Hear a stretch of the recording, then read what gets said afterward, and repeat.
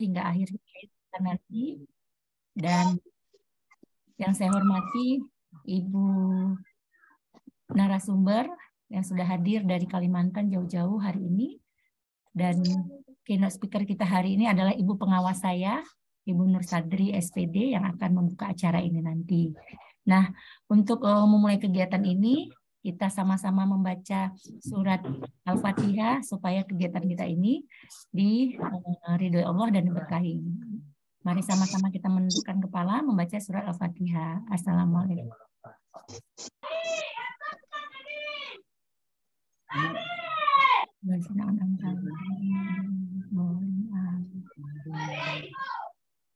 Alhamdulillah, ibu-ibu yang terhormat, izinkan saya mengenalkan komunitas kami ya. Komunitas kami adalah komunitas belajar PAUD Terpadu Insan Madani Mekeh berada di Aceh Selatan. Saya sebagai penggerak komunitas dan saya kepala sekolah di PAUD Terpadu Insan Madani. Hari ini adalah webinar perdana yang kami usung bekerjasama dengan pengawas sekolah kami, Ibu Nur Sadri, pengawas jenjang TK, khususnya bersama-sama ingin memajukan pendidikan anak usia dini bukan hanya di daerah Aceh, namun untuk seluruh Indonesia. Kita berkolaborasi, kita bersama-sama meningkatkan pemahaman kompetensi pendidik khususnya anak usia dini dan umumnya seluruh pendidik Indonesia. Untuk malam ini saya merasa berbangga hati sekali karena teman-teman yang hadir di sini bukanlah orang-orang yang diam, tapi orang-orang yang mau bergerak.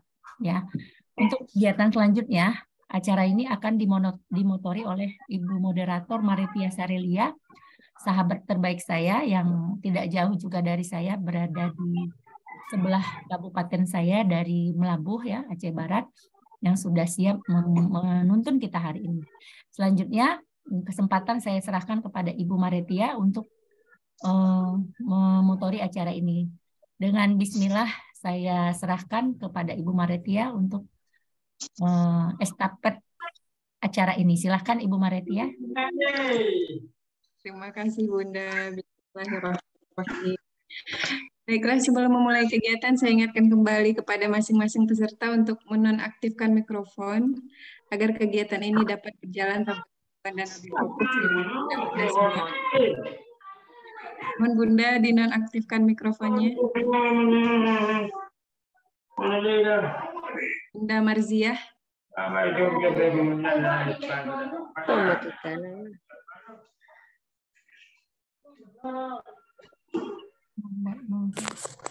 Baiklah, Assalamualaikum warahmatullahi wabarakatuh.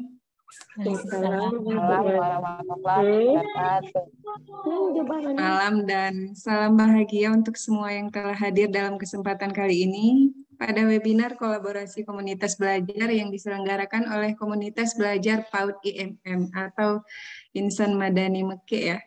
Dengan topik kurikulum merdeka, mudah dan menyenangkan. Sebelumnya izinkan saya memperkenalkan diri terlebih dahulu. Saya Maritia Sarelia, pendidik PAUD dari Aceh Jaya, yang akan menjadi moderator untuk memandu acara malam ini. Kegiatan kita pada malam hari ini akan dibuka dengan kata sambutan dari penggerak komunitas, tadi sudah disampaikan oleh Bunda Amel selaku penggerak komunitas, dan dilanjutkan dengan arahan dan motivasi oleh keynote speaker kita, yakni Ibu Nur Sadri SPD selaku pengawas Sekolah Jenjang PAUD Dinas Pendidikan dan Kebudayaan Kabupaten Aceh Selatan.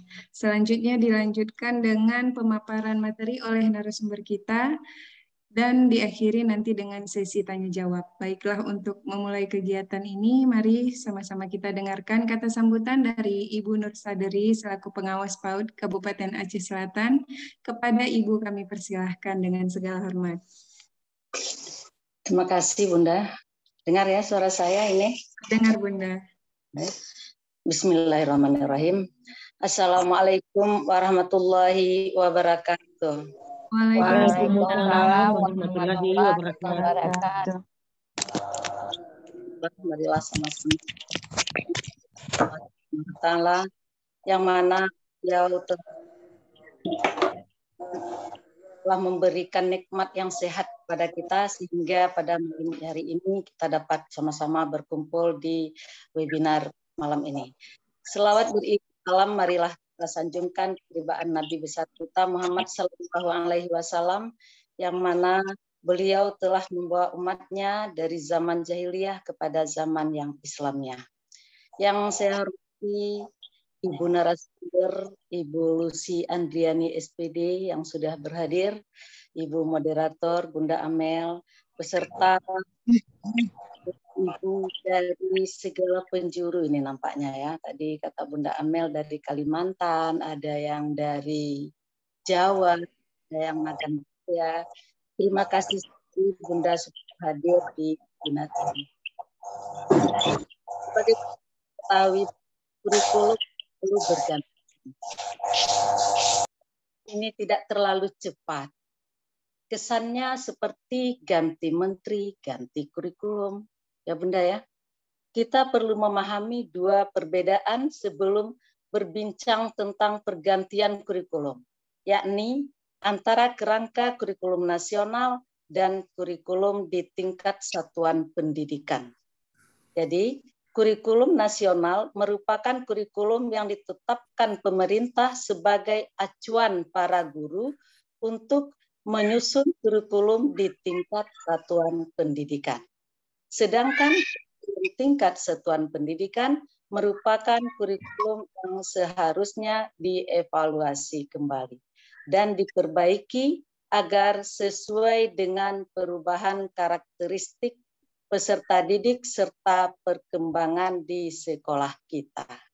Maka kerangka kurikulum nasional harus memberikan ruang inovasi dan kemerdekaan, sehingga dapat dan harus dikembangkan lebih lanjut oleh masing-masing sekolah. Seharusnya relatif, tidak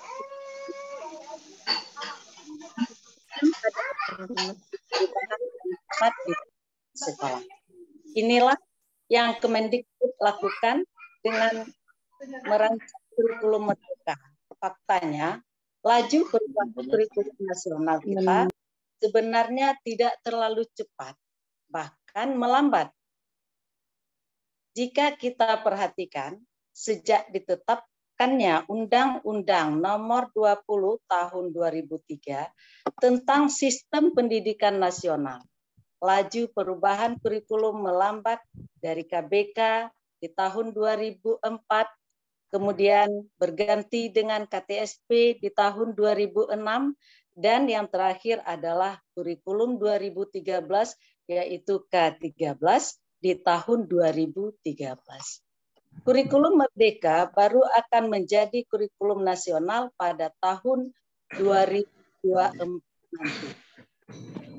Kata lain, pergantian berikutnya baru akan terjadi setelah kurikulum yang sebelumnya, yaitu kurikulum K13 diterapkan itu selama 11 tahun kira-kira, dan melewati setidaknya sudah 4 menteri pendidikan, jadi sudah terlalu lama.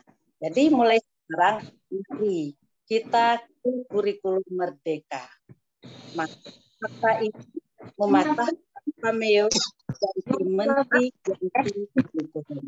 Ya, kurikulum K13 sudah menteri, kurikulum merdeka kita kenali terus dan berjalan terus menerus dari sekarang hingga di tahun 2024 nanti mulailah kita bisa menerapkannya. Nah, mari kita mendengarkan paparan praktik baik selanjutnya tentang kurikulum merdeka mudah dan menyenangkan yang akan disampaikan oleh narasumber kita pada malam hari ini, yaitu Ibu Lucy Andriani SPD. Semoga bermanfaat bagi kita semua nantinya. Tolong Bunda nanti mengikutinya dengan serius sehingga dapat apa yang kita dapat dari beliau nantinya dapat kita terapkan ke sekolah kita masing-masing. Saya rasa hanya itu yang dapat saya sampaikan. Terima kasih atas segala perhatian. Mohon maaf atas segala kekurangan. Billahi taufik wal hidayah. Wassalamualaikum warahmatullahi wabarakatuh. Waalaikumsalam. Waalaikumsalam warahmatullahi wabarakatuh. Terima kasih kepada Ibu Nur Sadri atas arahan dan motivasinya sehingga dapat menjadi pemantik semangat bagi kami untuk terus belajar. Selanjutnya kita masuk pada kegiatan pemaparan materi oleh narasumber kita yaitu Ibu Lucy Andriani SPD. Beliau merupakan Kepala Sekolah Penggerak Angkatan 1 dari SD 5 Benua Kayong, Kabupaten Ketapang, Kalimantan Barat. Jauh sekali. Beliau meraih gelar guru berprestasi se-Kabupaten Ketapang pada tahun 2006 dan menjadi kepala sekolah berprestasi pada tahun 2015. Beliau juga aktif dalam beberapa komunitas belajar dan juga menjabat sebagai Ketua Yayasan Peduli Pendidikan Al-Falah Ketapang. Dan pada malam hari ini, beliau akan mengisi materi terkait kurikulum Merdeka. Baiklah, selanjutnya mari kita dengarkan pemaparan materi dan pengalaman beliau dalam mengimplementasikan kurikulum Merdeka. Kepada Ibu Lucy Andriani, saya persilahkan dengan segala hormat.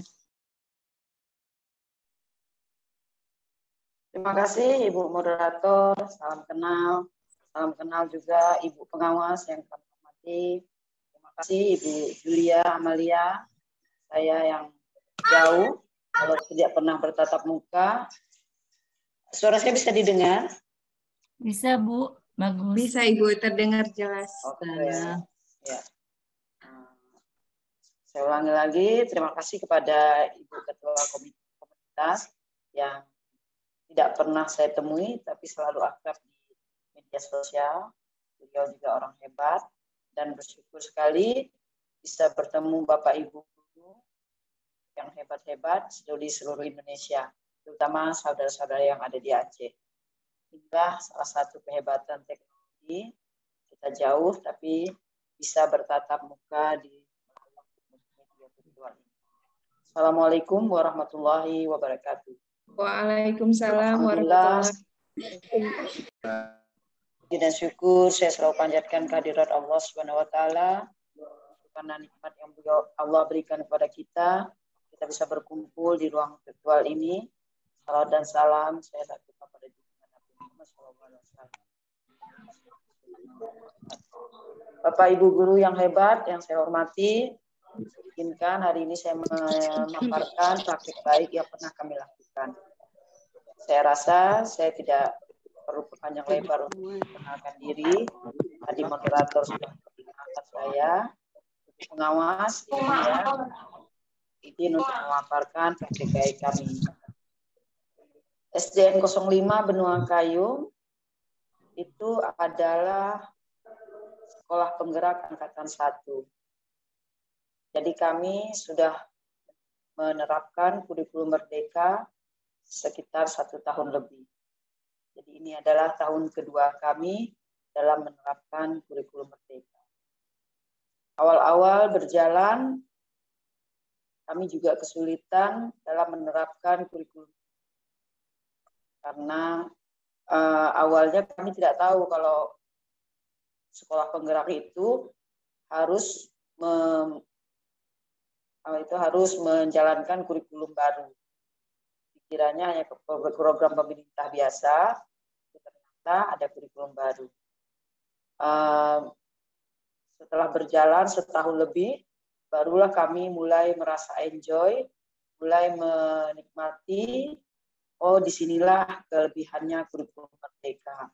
Akhirnya kami berani menyimpulkan bahwa kurikulum Merdeka itu mudah dan silakan Ibu Moderator atau Ibu Admin, bantu saya berbagi PPT-nya, karena saya error kayaknya. Bisa dibantu Ibu? Baik Ibu, sebentar. Iya.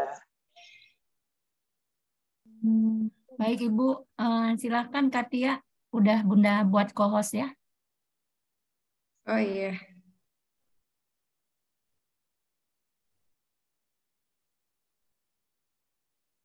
Bisa enggak? Enggak. Kalau di Zoom enggak pernah share. Iya, saya juga. Bentar ya. Bentar Bu Lucy ya. Sama laptopnya error. Iya, saya juga udah saya buka nih bentar. Ya, enggak apa-apa Bu. Inilah kita sambil belajar. Saya juga biasanya kalau saya yang bagikan tuh admin juga. saya tidak pernah bagikan. Di situlah kita kelemahan kita juga berarti masih harus belajar kembali.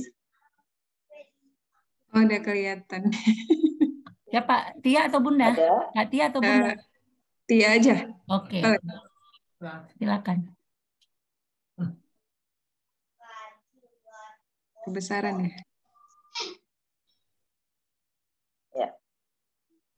Terlihat layarnya, Bu? Benar-benar udah, alhamdulillah. Tapi sudah Terlihat. slide 3 ya. Hanya sudah ketinggian. Layarnya sudah slide keberapa itu ya? Sudah jauh. Oh iya, dari awal ya. Dari awal. Ya.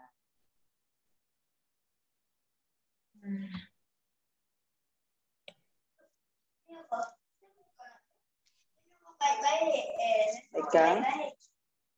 Latar belakang udah ya, Bu? Ya, sudah. Lanjut saja. Ya. Ini pertama dulu ya. Mungkin masih ada kawan-kawan kita yang perlu tentang IKM. Saya akan mengenalkan sedikit tentang IKM. Sehingga saya menyampaikan tentang IKM.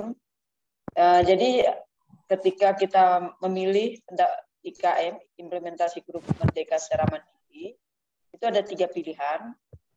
Mandiri belajar, mandiri berubah, dan mandiri berbagi. Mandiri belajar, itu berarti kita masih pakai kurikulum lama. 2013. Tetapi proses pembelajarannya mengacu pada kurikulum merdeka. Sedangkan mandiri berubah, itu adalah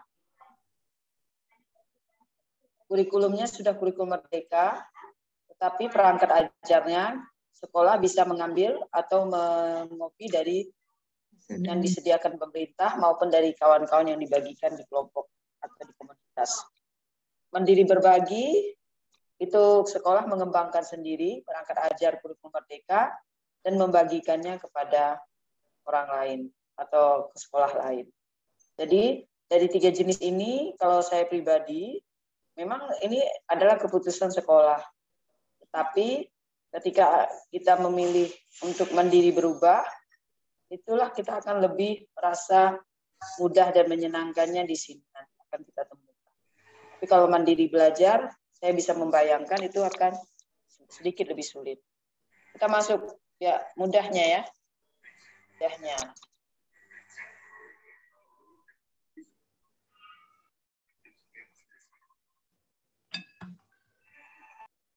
Di mana letaknya mudahnya kurikulum merdeka? Bapak Ibu, PMM kan begini, bisa santai di rumah sambil baring-baring di kamar.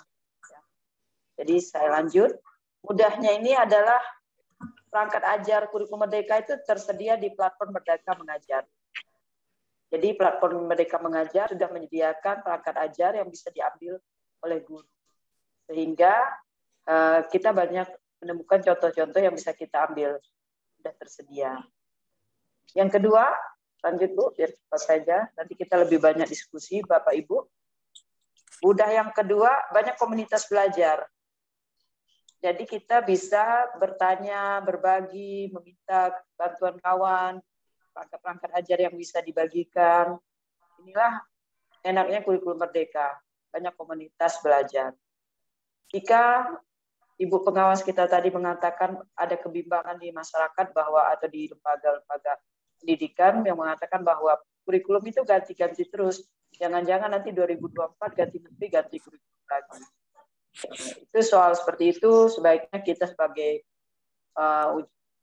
pegawai pemerintah ya, pegawai negeri atau sebagai aparatur ya, walaupun kontrak atau honor atau yang jelas kita adalah kaki tangannya pemerintah, ya kita ikut saja kebijakan orang-orang di atas, kita tidak perlu terlibat sampai sejauh itu untuk meragukan atau mengkhawatirkan perubahan kurikulum. Yang penting bagi kita adalah mengambil sebanyak mungkin manfaat dari perubahan kurikulum. Terutama salah satunya ini, komunitas belajar. Dengan kurikulum merdeka, kita menemukan banyak komunitas belajar, ya salah satunya di kegiatan kita hari ini. Lanjut, Ibu. Kemudahan berikutnya adalah Perangkat ajarnya tidak jauh beda dengan kurikulum 2013. Nah, ini kami ambil kesimpulan seperti ini setelah kami setahun lebih mempelajari kurikulum Merdeka. Setelah dipraktekkan bagaimana cara menyusun perangkat ajarnya, oh ternyata tidak jauh berbeda dengan kurikulum 2013. Silakan lanjut saja Bu, slide-nya. Nah, di sini lanjut lagi. Perangkat ajarnya masih sama seperti yang kurikulum 2013, ada kalender pendidikan. Stop dulu di ATP. Ada kalender pendidikan, ada analisa petik, dan ini ATP. ATP ini kalau Bapak Ibu lihat di berbagai contoh yang diberikan, itu banyak variasi. Sedangkan ATP yang kami buat ini adalah sederhananya yang bagi kami mudah bagi kami. Karena ATP itu adalah alur tujuan pembelajaran yang diturunkan dari CP. Dan saya membuat format ini adalah hasil dari pelatihan yang diadakan oleh Asosiasi Pengawas Seluruh Indonesia. Ada diklat beberapa hari, saya ikuti dengan berbayar. Saya ikuti diklat itu, dapatlah format seperti ini. Oh ternyata ATP itu seperti ini, begitu baru nggak gitu, kata orang itu baru nggak seperti ini. Jadi CP diturunkan jadi tujuan pembelajaran, tujuan pembelajarannya diurutkan, dialurkan. Jadilah alur tujuan pembelajaran. Nanti prosesnya guru kelas 1 dan kelas 2 itu kan fase A. Mereka bekerja sama untuk menyusun ATP ini. Satu kali kerja jadi 2 kelas 1 dan kelas 2 misalkan. Begitu juga fase B, kelas 3 dan 4, fase C, kelas 5 dan 6. Begitu seterusnya. Lanjut Bu. Program tahunan sama seperti 2013, saya buat seperti ini saja. Yang penting ada pembagian per tahun, dan juga begitu juga program semester, ada pembagian per semester untuk mengetahui sampai di mana kita pelajaran kita itu. Lanjut lagi Ibu. Ini KKTP. KKTP ini penjelasannya sulit untuk saya sampaikan karena saya sendiri itu masih bingung dalam arti kata seperti apa. Awalnya saya pikir KKTP itu tidak jauh dari KKM. Awalnya kan itu. Saya dengar lagu juga KKTP itu KKM. Ternyata jauh berbeda, KKTP dan KKM itu beda. Dan hari ini saya menemukan bahwa KKTP itu sudah dibahas di pelatihan mandiri. Sudah ada topik pembahasan di pelatihan mandiri. Nah, nanti kita sama-sama saja pelajari seperti apa KKTP-nya. Dan yang jelas dari disampaikan oleh fasilitator saya, KKTP ini boleh ada, boleh tidak ada. Nah, itulah yang saya pegang dulu. Daripada saya pusing-pusing, karena ada kesempatan untuk boleh ada, boleh tidak ada. Sementara kami lewatkan dulu untuk penyusunan KKTP, karena kita cari dulu pemahaman sebenar-benarnya seperti apa KKTP, baru kita terapkan di sekolah. Ini awalnya format kami seperti ini. Tapi lihat pengawas itu bisa saja kan seperti itu. Lalu modul ajar.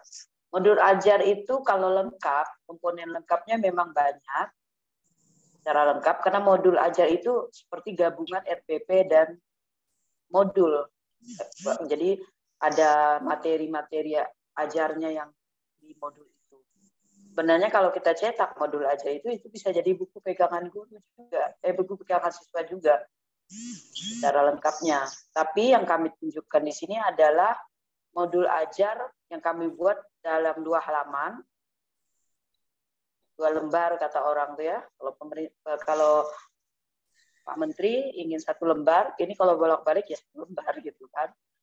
Jadi yang ada di komponen modul ajar kami adalah identitas, profil pelajar Pancasila, langkah pembelajaran, dan asesmen. Dan ini kan kecil ya, nanti bisa minta sama Ibu Ketua Komunitas untuk membagikan formnya ada. Oh, udah minta terbeli. Lanjut, Bu. Agenda jurnal harian juga seperti ini, samalah. Kita buat semampu guru, artinya sesuai kebutuhan guru. Biarpun ada contoh yang lebih lengkap, kalau kita kurang paham, baliklah. Yang penting kan intinya adalah mencatat refleksi guru atau kegiatan pembelajaran di kelas. Itu manfaatnya. Jadi kita ambil yang sesuai dengan kebutuhan guru. Lanjut. Daftar nilai hampir sama dengan K13. Kalau K13 per KD,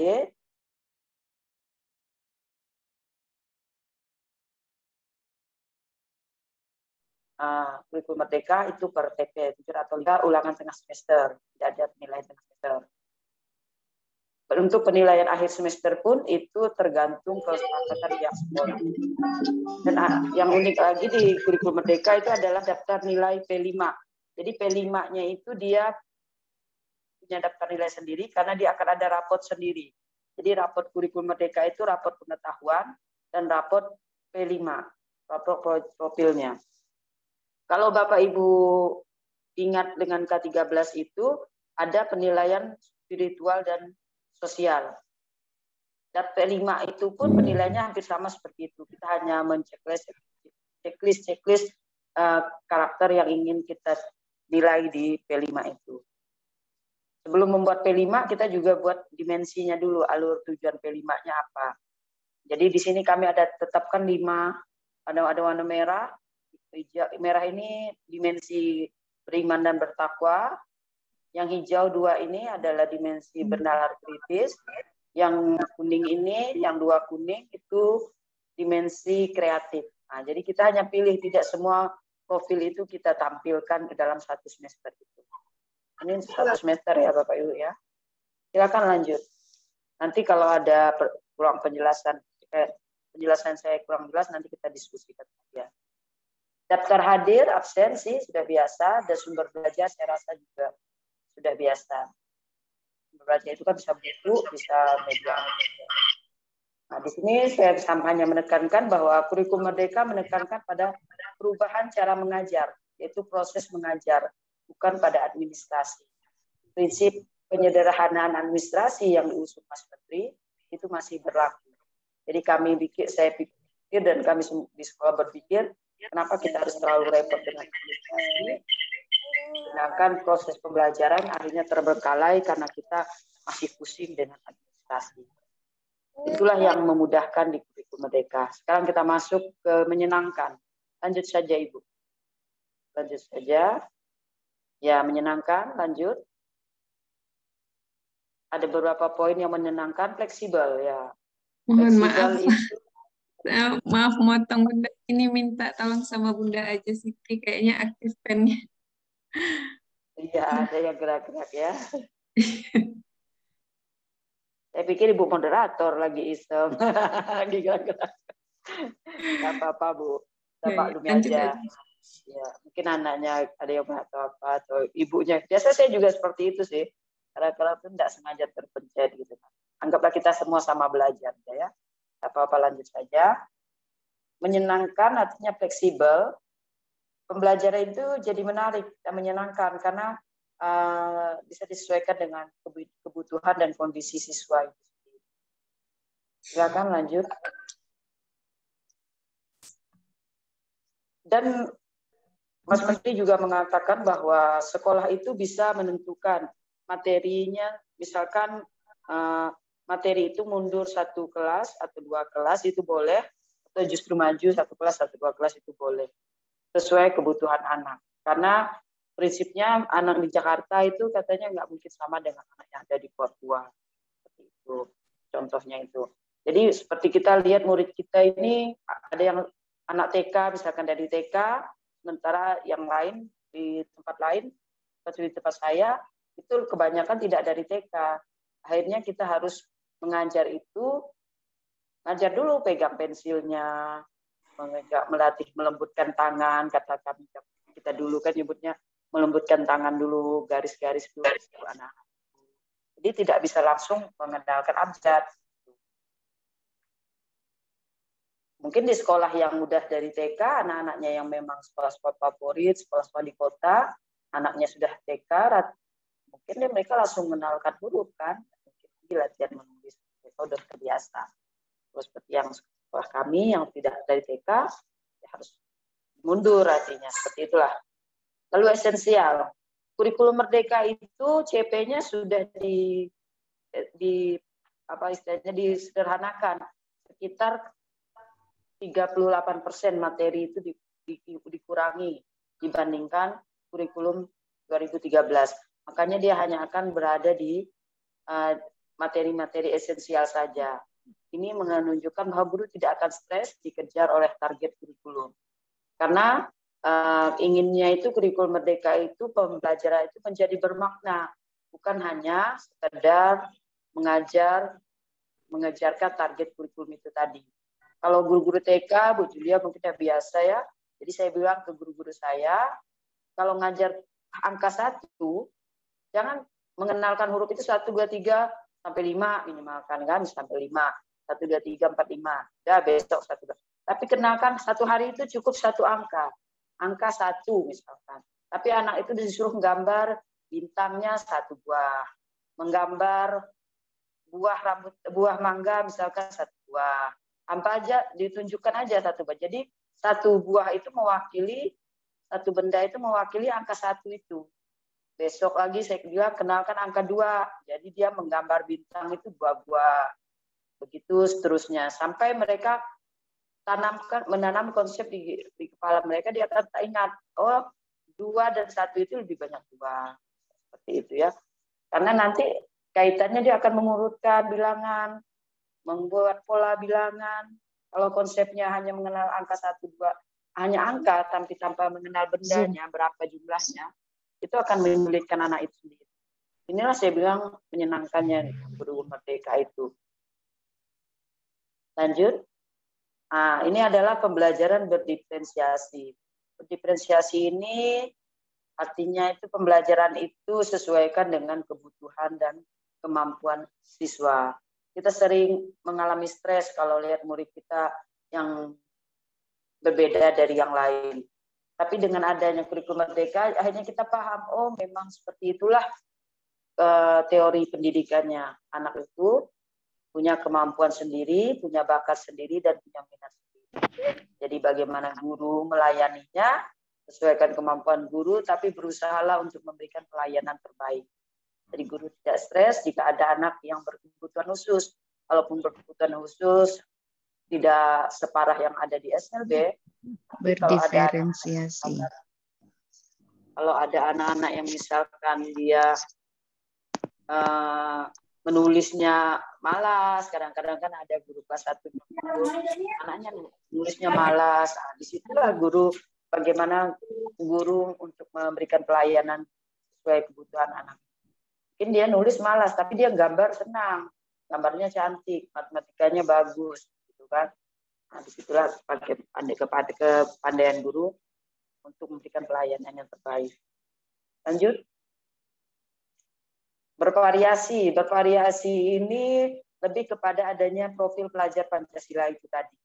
Jika di K13 kita ada pendidikan karakter, tapi tidak ada jam pelajaran, kalau di sini di kurikulum Merdeka, profil pelajar Pancasila itu diberikan jam pelajaran, walaupun bukan intrakurikuler, bukan masuk dalam mata pelajaran, dia jenis kokurikuler, tapi dilaksanakan di saat pelajaran itu sendiri, jam pelajaran itu. Artinya seperti kami di SD kami, setiap hari Jumat itu melaksanakan P5. Jadi tidak ada pelajaran mata pelajaran, tapi hanya mengenalkan P5, menanamkan karakter. Misalkan semester ini kami menanamkan karakter tentang berempati kepada orang lain. Jadi selama 1 semester, 5 karakter empati itulah yang kami tanamkan dalam 1 bulan atau 2 bulan. Berikutnya kegiatan yang seperti saya tunjukkan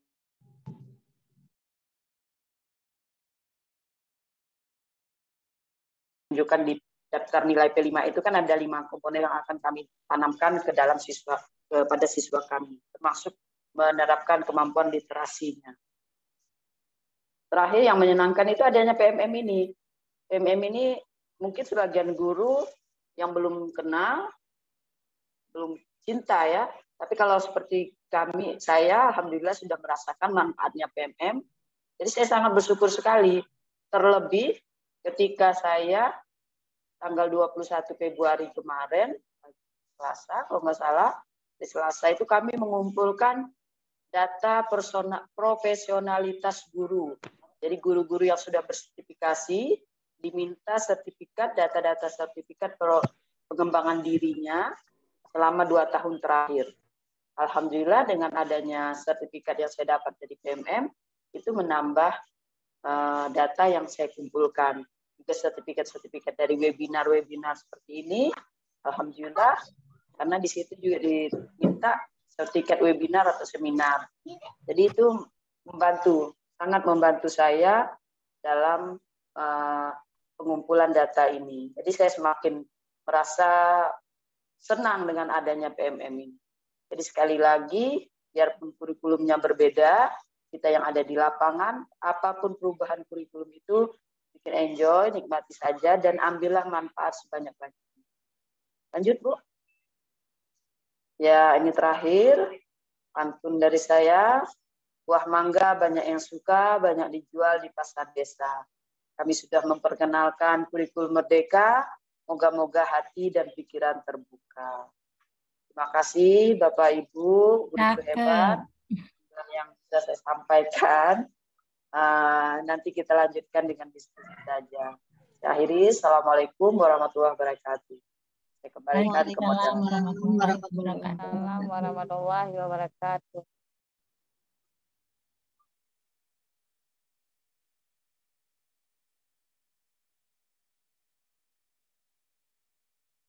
Terima kasih Bu Lucy. Kak Tia mana nih? Biasa ya teman-teman, ternyata kurikulum Merdeka itu menyenangkan, mudah dan menyenangkan bagi yang sudah memahami ya. Nah, silakan Kak Tia. Iya, karena lagi azan. Ya baik, terima kasih Ibu Lucy. Alhamdulillah selesai sudah materi dan sharing dari Ibu Lucy tentang kurikulum Merdeka, yang tentunya sangat menginspirasi kami semua dalam mengimplementasikan kurikulum Merdeka nantinya. Dari pemaparan narasumber tadi, kita dapat simpulkan ternyata kurikulum Merdeka tidak serumit anggapan kita selama ini ya. Nah, untuk memperdalam pemahaman kita, selanjutnya kita akan buka sesi tanya-jawab untuk beberapa audiens. Karena waktu juga relatif singkat, semoga pertanyaannya dapat mewakili seluruh peserta webinar pada malam ini.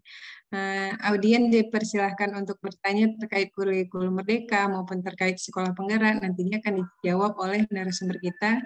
Dan silahkan raise hand terlebih dahulu untuk yang ingin bertanya, dan akan saya persilahkan sesuai urutan. Dipersilahkan semuanya. Ada Bu Nita tuh, silahkan. Bu Nita. Ya, Bu Nita Erna Ramis. Silakan.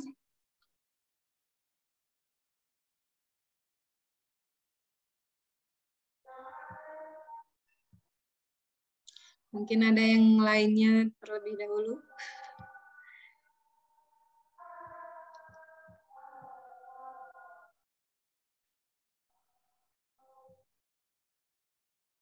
Ya Bunda-Bunda, mumpung kita lagi bersama narasumber, silakan bertanya.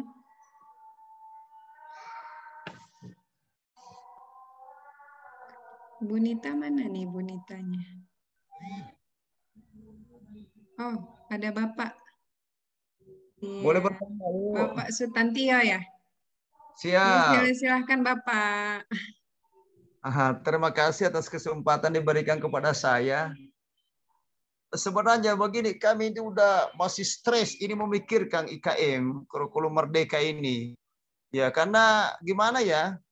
Di satu sisi, ini saya bercerita dulu baru bertanya. Di satu sisi pemerintah mewajibkan kita, kemudian di sisi lain ada beberapa pro kontra masih. Jadi antara kita melaksanakan juga setengah-setengah, juga kita tidak melaksanakan. Ini perintah daripada peraturan pemerintah.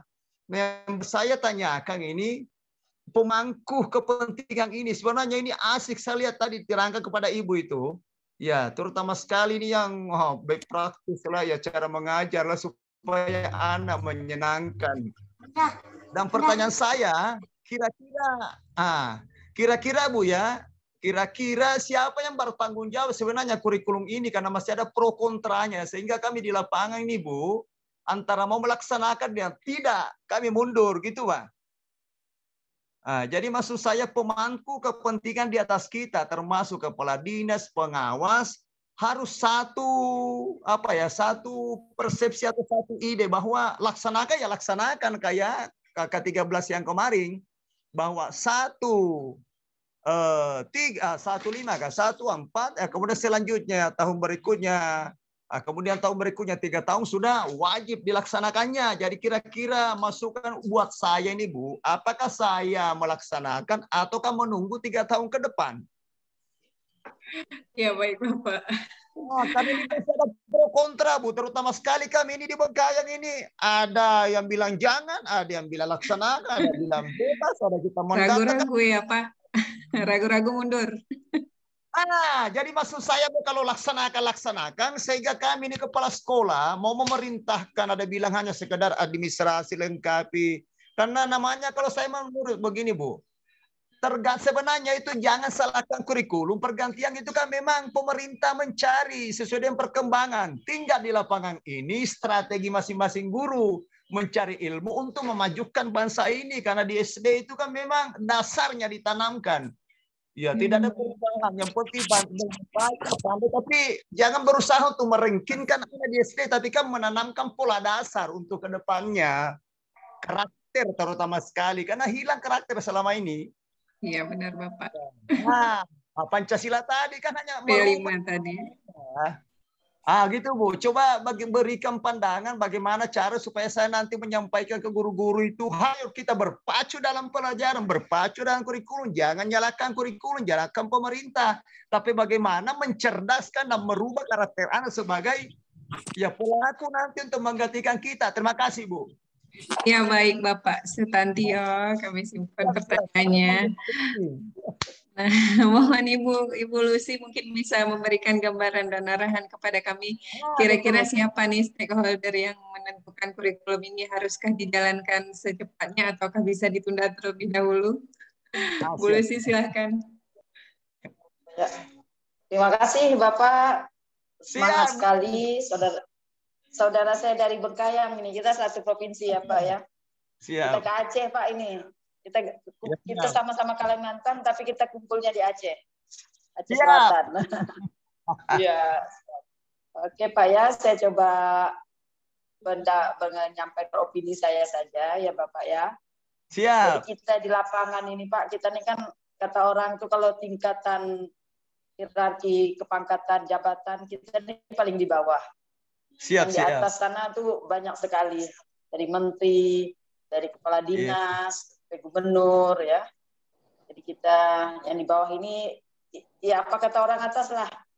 Jadi kalau di atas saja seperti kita lihat di berita-berita, Pak Menteri itu kan tidak bisa menetapkan karena dia diputuskan oleh DPR untuk tidak memaksakan sekolah dengan alasan begitu kan. Akhirnya ditetapkanlah nanti tahun 2024 baru diwajibkan. Siap. Mungkin itu polemik di atas lah. Itu kita sebagai yang di bawah nih, kalau kita mengkek Pak, menjerit kata mengkek kata orang Kalimantan ya Bu ya. Orang Aceh mungkin bingung mengkek apa ya, menjerit.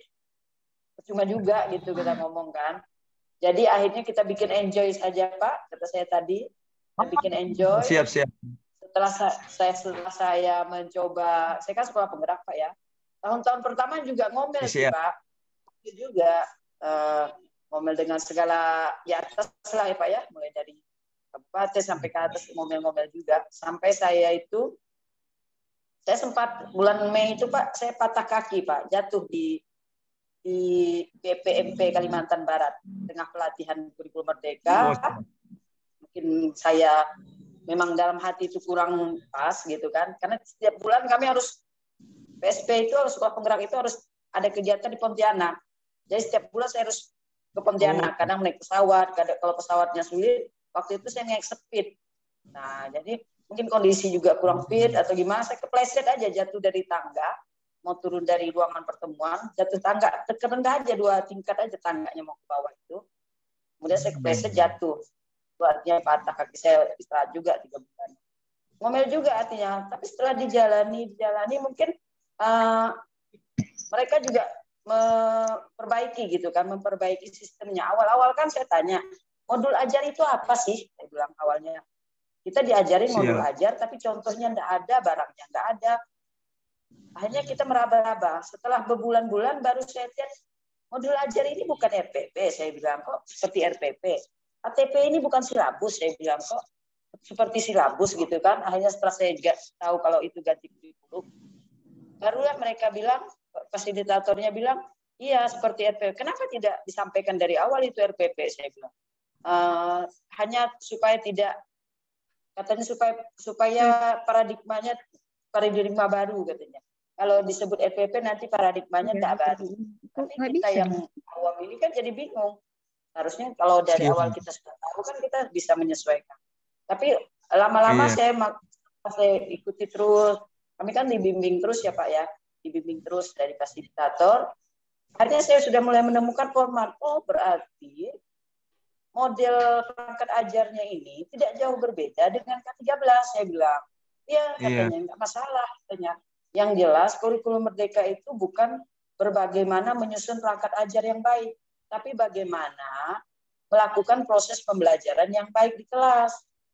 Dan ada juga saya dengar dari Kepala Dinas kami, Pak Dr. Ucup Supriyatna, beliau selalu mengatakan bahwa apapun perubahan kurikulum itu, ada 4 poin yang tetap di dalam kurikulum itu. Pertama, kompetensi. Kompetensi itu ya KD dan CP itu tetap pasti ada kompetensi. Kemudian ada tujuan pembelajaran, ada langkah-langkah pembelajaran, ada penilaian. Itu tidak akan lepas apapun kurikulumnya. Kata, oh iya juga saya bilang kan, saya pikir gitu. Ternyata benar di modul ajar itu. Di modul ajar itu, komponen minimal itu hanya 3. Ada tujuan pembelajaran, langkah pembelajaran, dan asesmen, yaitu penilaian itu. Nah, jadi saya merasa ya sudahlah, apa kita harus repot-repot buat modul ajar yang sempurna dulu. Buat dulu lah saya bilang RPP per harian, modul ajar harian dulu, 1 hari, nanti setelah sempurna, baru disatukan, nanti akan jadi 1 semester, ketika jadi 1 semester, dia akan jadi 1 modul ajar, atau setelah 1 lingkup materi, digabungkanlah RPP yang 2 lembar itu, nanti akan jadi modul ajar per lingkup materi, saya bilang.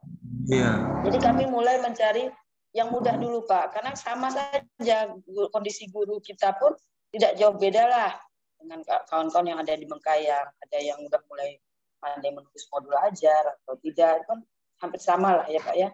Jadi kita cari. Lalu soal karakter Bapak bilang tadi. Pendidikan karakter itu anak-anak kita zaman sekarang, memang saya bilang ke guru, anak-anak kita sekarang itu jangan terlalu fokus kepada materi. Artinya begini, kan gurunya itu hanya menjejalkan ilmu-ilmu pengetahuan, materi-materi untuk ditanamkan. Bahwa misalkan dia menanamkan masalah seperti IPA misal, atau IPS tentang kegiatan ekspor impor, hanya ditanamkan ekspor itu begini, impor itu begini, contohnya ini. Saya bilang itu tuh enggak, memang sih perlu diajarkan, tapi bukan begitu caranya, saya bilang. Karena anak-anak itu zaman sekarang Google ada, YouTube ada. Untuk pengetahuan itu mereka mungkin lebih pintar dari kita, wawasannya lebih luas. Seperti anak saya yang SD kelas 4, anak saya itu kan suka bola. Jadi dia tahu itu pemain bola, namanya ini, asalnya dari ini, umur 19 tahun. Mbappe apa disebutnya kemarin tadi itu. Mbappe itu umur 19 tahun sudah memegang Piala Dunia. Karena dia tertariknya ke situ kan. Jadi anak-anak itu kalau untuk ilmu, pengetahuan, mereka bisa cari di YouTube. Tapi untuk karakter, untuk saat ini, memang kita harus menanamkan karakter. Kalau kita yang Muslim, latihlah anak itu untuk berkata jujur, sering berbuat jujur. Kemudian latihlah dia untuk sholatnya. Kalau SD saya bilang, usahakanlah anak murid kita itu, tamat SD itu, sholat udah bisa, mandi hadas sudah bisa, walaupun baca Al-Quran udah kita pastikan dia udah bisa. Seperti itu saya bilang. Karena itu tidak akan dia dapat di YouTube dan Google gitu kan. Tapi kalau pengetahuan, dia mau tahu mencari informasi tentang apa, pasti dia bisa cari. Yang artinya tinggal kita menanamkan bagaimana dia suka membaca, bagaimana dia memanfaatkan Google itu ketika dia ingin tahu sesuatu, ya bukalah Google itu. Seperti itu kan Pak? Iya, siap. Dengan kurikulum merdeka itu lebih enjoy Pak. Justru kita guru itu tidak tertekan karena kita akhirnya bisa punya kemerdekaan mengajar. Itu tadi Pak, kemerdekaan mengajar. Seperti saya, anak-anak kelas 1 kami kan saya bilang tadi anak kelas 1 kebanyakan tidak TK. Apalagi kemarin pandemi itu kan anak-anak pun banyak yang tidak TK. Kalau TK pun online kan. Akhirnya banyak tidak tahu membaca. Kami tidak pakai kurikulum, tidak pakai buku tema. Awal-awal masuk buku tema itu saya bilang, udahlah nggak usah dipakai dulu. Belikan buku yang membaca, pakai buku yang membaca babi, bu, bebo, seperti itulah. Kata, suku kata, belah di kalimat, seperti itu Pak. Jadi di situ saya sudah mau terserahlah saya bilang kalau disalahkan pun tidak masalah lah awal-awal sebelum PSP ini Pak. Terserahlah karena gimana lagi kan nggak mungkin anak yang belum kenal huruf udah kita kasih buku tema 1 itu kan udah menyulitkan ya itu. Jadi ternyata saya pun sebelum PSP, sebelum kurikulum merdeka saya udah coba merdeka sendiri karena mau nggak mungkin guru saya dipaksakan. Tapi yang akhirnya kepepetnya saya, kesulitannya kita Pak, setelah 3 bulan anak itu harus mengikuti PTS, penilaian tengah semester kan Pak? Iya, siap. Jadi saya bilang anaknya baru pandai baca, baru mengenal kalimat, udah dikasih ulangan yang ditetapkan lagi soalnya. Kadang-kadang kan kalau kita ada K3S itu kan ditetapkan ulangannya soal pilihan gandanya sekian, uraian sekian. Aduh, pusing lagi saya. Tapi saya pandai-pandai lah gitu kan anak murid saya. Tapi dengan kurikulum merdeka Pak, ulangan itu menjadi hak sekolah. Tidak ada lagi ulangan bersama.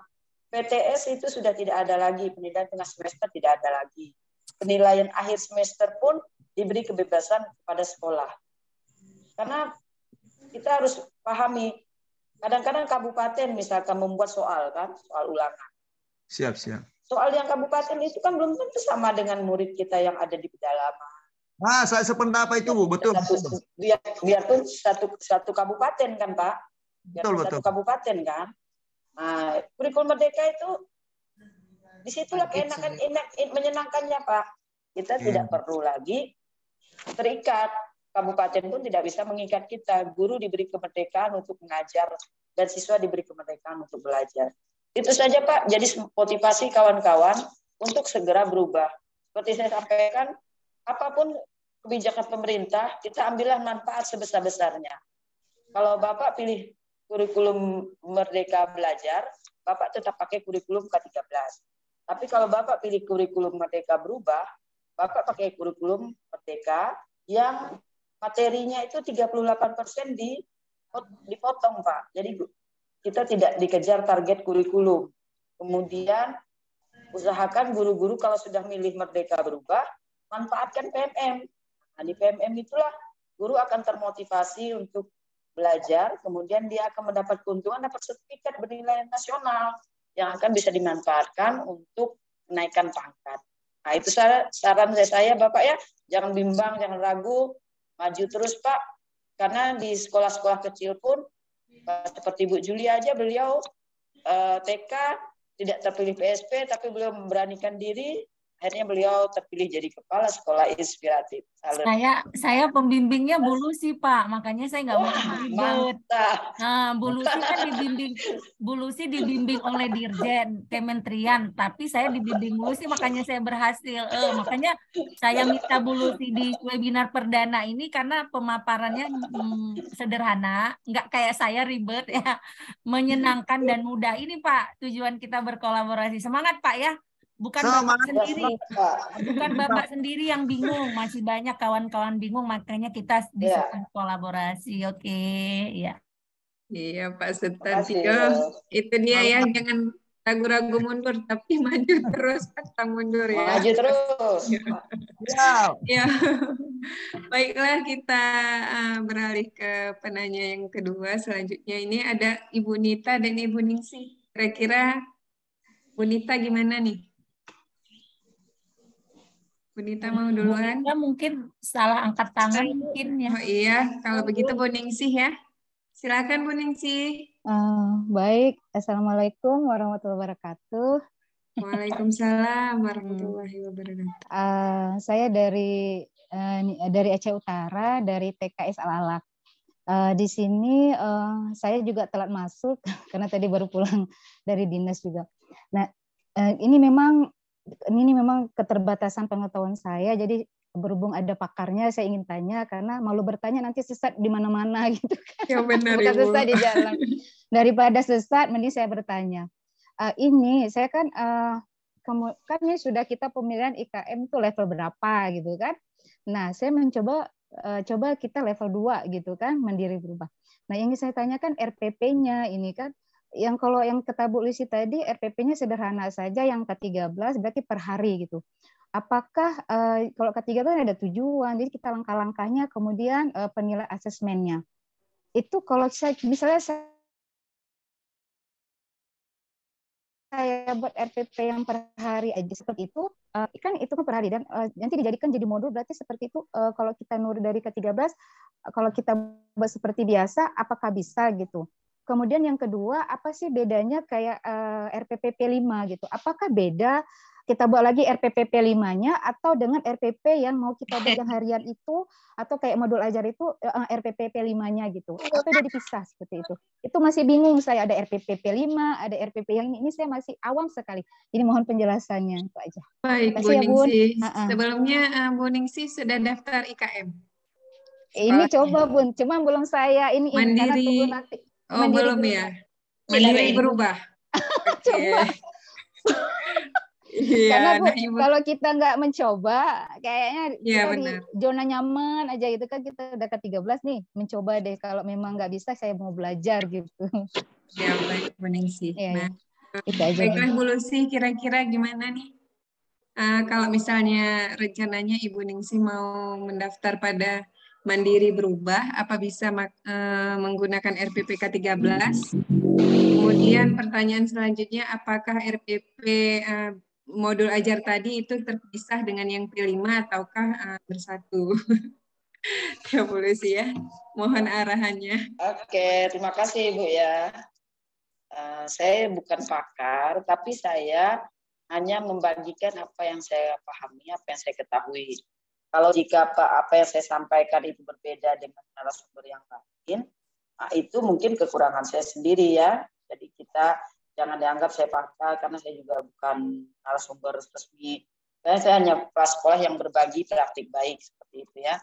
Jadi kalau dibilang apakah Ibu ingin mandiri berubah, itu pilihan yang udah tepat Ibu. Kalau menurut saya, karena saya bukan mewakili pemerintah atau bukan mewakili. Kalau saya mewakili pemerintah, nanti saya pemerintah yang disalahkan karena saya yang mewakili. Tapi saya bukan mewakili pemerintah. Saya hanya, kita sama rekanan ya. Anggap kita nih teman curhat aja. Seperti Bapak tadi sebelumnya dia curhat. Sama, saya pun dengan anggap Bapak Ibu teman curhat saya. Jadi kalau saya sebagai teman, saya hanya menyanjurkan, merekomendasikan memang pilih IKM Mandiri Berubah. Karena kalau Mandiri Belajar, itu sama saja Ibu akan kesulitan nanti, Ibu kurikulumnya K13, proses belajarnya kurikulum Merdeka. Bagaimana Ibu mau menerapkan kurikulum Merdeka kalau kurikulum yang Ibu pakai untuk sehari-hari itu K13, yang materinya itu masih banyak. Sedangkan kurikulum Merdeka kan materinya udah dipangkas. Sehingga kita lebih leluasa untuk menerapkan di sekolah kita. Soal modul ajar atau EPP, kalau di buku panduan, modul ajar itu banyak komponen. Tapi minimal, dia ada lagi diberinya kesempatan. Minimal, modul ajar itu memuat tujuan pembelajaran, langkah pembelajaran, dan asesmen. Makanya saya bilang, kawan-kawan saya kan juga masih keterbatasan dalam menulis, ya sudah tetap terapkan yang kita buat, formatnya sudah kita buat, isi aja ini langkah-langkah pembelajaran, saya bilang. Nanti ke depan setelah tiap hari kita buat atau jangan tiap hari sih, sebenarnya bisa satu RPP kan bisa 2 kali pertemuan atau 3 kali pertemuan kan. Nanti setelah itu baru kita edit, kita rapikan, yang mana kita perbaiki, kita tambah dengan materi-materi, kita tambahlah dengan komponen pemantik, pertanyaan pemantik, apa kan agak leluasa kita menambahnya kan. Nanti akan jadi itu jadi satu modul ajar per lingkup materi. Modul ajar kan dibuat per lingkup materi, Bu, bukan per pertemuan. Misalkan materi magnet, satu modul ajar, gitu ya. Jadi itu tidak salah, tidak ada disalahkan. Karena memang prinsip kurikulum merdeka bukan merubah format administrasi dan mempersulit administrasi, tapi memperbaiki proses belajar. Kalau kita terpaku kepada administrasi, akhirnya proses pembelajaran terbengkalai. Untuk contohnya K13, sampai detik ini masih ada yang minta kopian administrasi K13 kan, punya nggak RPP K13 Mas ini ya, berarti kan sampai detik ini masih ada yang minta gitu, padahal kemana kemarin-kemarin gitu kan, 6 tahun itu udah terkumpul gitu ya, itu masa lalu lah. Nah, jadi begitu juga dengan RPP P5. P5 itu disebut modul project, dia terpisah karena bukan lingkup mata pelajaran, dia terpisah sendiri. Sebelum membuat modul P5, kita buat dulu rencana P5-nya. Dimensi apa yang akan kita masukkan. Kalau dimensi profil pelajar Pancasila ada 6, kita bisa ambil hanya 2 atau 3 dalam 1 semester. Kemudian kita buatlah modulnya. Kalau modul P5 itu tidak ada format bakunya, Ibu, langkahnya tidak ada. Biasanya ada yang saya lihat itu, dia setelah paparkan temanya ini, kegiatannya ini, kemudian langkah-langkah pertemuan pertama, begitu dia. Pertemuan pertama, persiapannya ini, pelaksanaannya seperti ini. Ya udah. Kadang-kadang kalau lebih bagus lagi ada refleksinya ini. Lampirkan. Jadi dia tidak ada format baku. Ya, seperti RPP dia ada komponen-komponennya. Tapi modul ajar itu banyak model. Tapi yang simple yang saya lihatkan ke kawan-kawan saya itu, kegiatan pertemuan pertama, misalkan pertemuan minggu ini hari Jumat itu apa? Persiapannya apa? Tuliskan. Tujuan P5-nya yang sudah kita ambil tuh kan di atas sudah ada tujuan, misalkan seperti saya bilang menumbuhkan rasa empati ya. Kegiatannya menyantuni anak yatim misalkan. Persiapannya ini pelaksanaannya menyantuni anak yatim, refleksinya apa dengan siswa. Kita siapkan pertanyaan refleksi untuk siswa. Udah selesai. Itu kita kumpul-kumpulkan, nanti akan jadi modul project juga. Kawan-kawan pun saya minta buatnya per minggu saja lagi. Jangan langsung satu. P5 itu modulnya untuk 1 semester, Bu.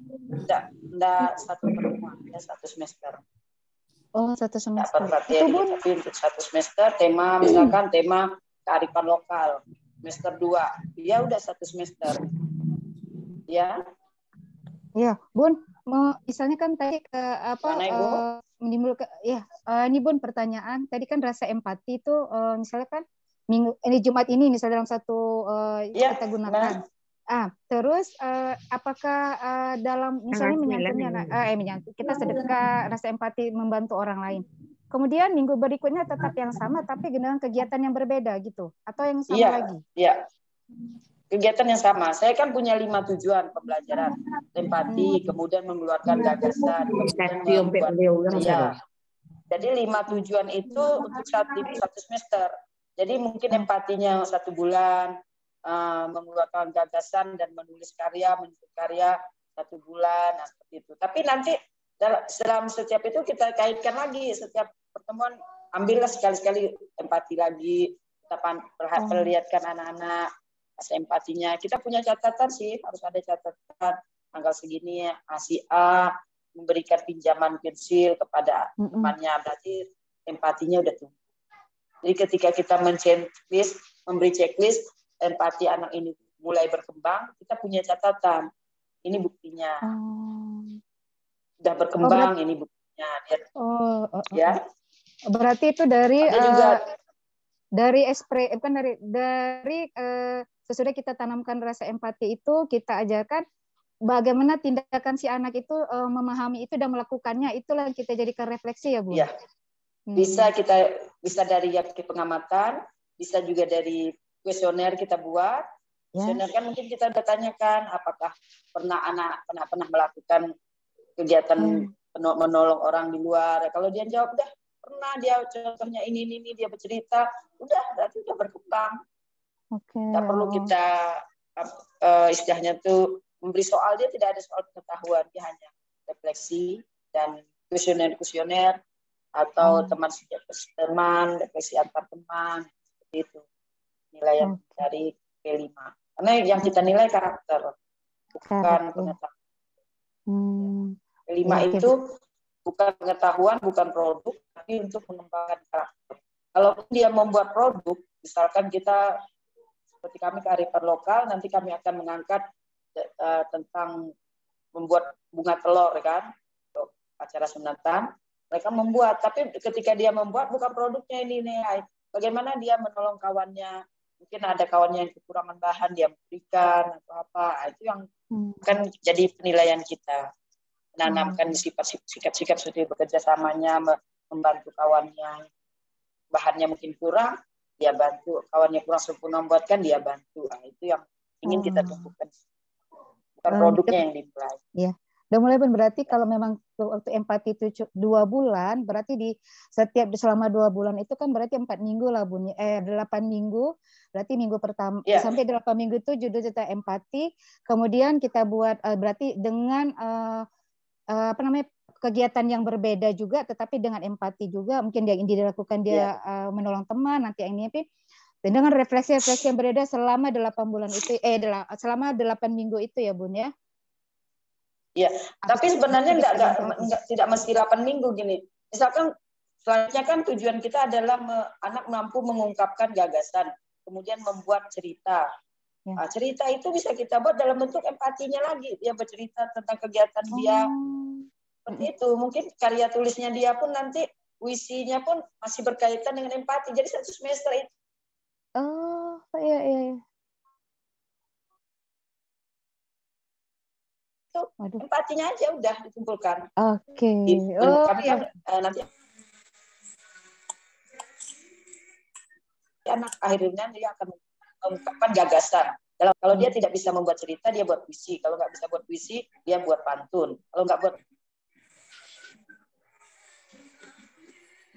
pantun pun saya bilang dia pakai berfoto. Kan foto itu masih tentang kaitan dengan empati itu.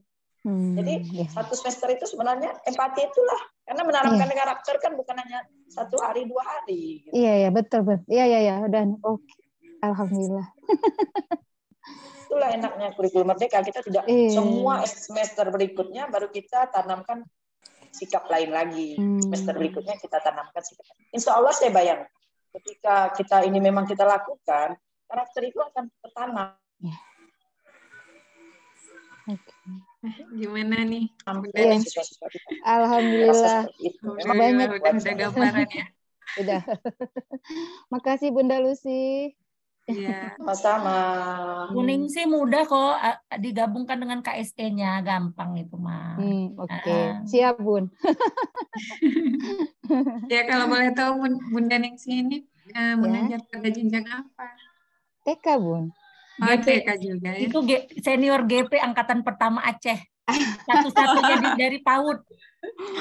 Bangga ya kenal. Salam kenal Bunda Ningsi. Iya, sama-sama. Bun, salam kenal juga. Ini ada yang ingin bertanya lagi nih. Bunda Zainawati. Bunda Zainawati, silahkan bertanya Bunda. Terima kasih. Izin bertanya. Assalamualaikum warahmatullahi wabarakatuh. Waalaikumsalam warahmatullahi wabarakatuh. Saya Janawati dari Aceh Utara. Saya sedikit kata tadi dengan yang disampaikan Bunda Lucy tentang diferensiasi.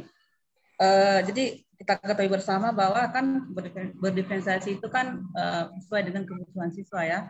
Misalnya kita di kelas itu beragam kebutuhan siswa yang siswa kita. Jadi saya ingin menanyakan ketika kita membuat asesmen atau penilaian itu bagaimana? Apakah juga kita harus buat secara beragam atau sesuai dengan materi yang kita berikan hari ini, lalu kita buat asesmennya secara sama rata gitu. Tidak kita perhatikan lagi kepada kebutuhan mereka tadi yang intinya berdiferensiasi. Jadi demikian Bunda Lucy, mohon pencerahannya. Terima kasih. Assalamualaikum warahmatullahi wabarakatuh. Wabarakatuh. Bunda Zainawati, pertanyaannya adalah terkait asesmen tadi ya. Nah, ini juga sebenarnya pada webinar-webinar yang lain sering sekali ditanyakan terkait evaluasi ini Bunda Lucy. Gimana nih Bu Lucy? Mohon pencerahannya untuk kami terkait evaluasi. Oke, sekali lagi ya. Saya itu orangnya lebih suka simpel-simpel yang mudah-mudah saya cerna. Karena dengan mudah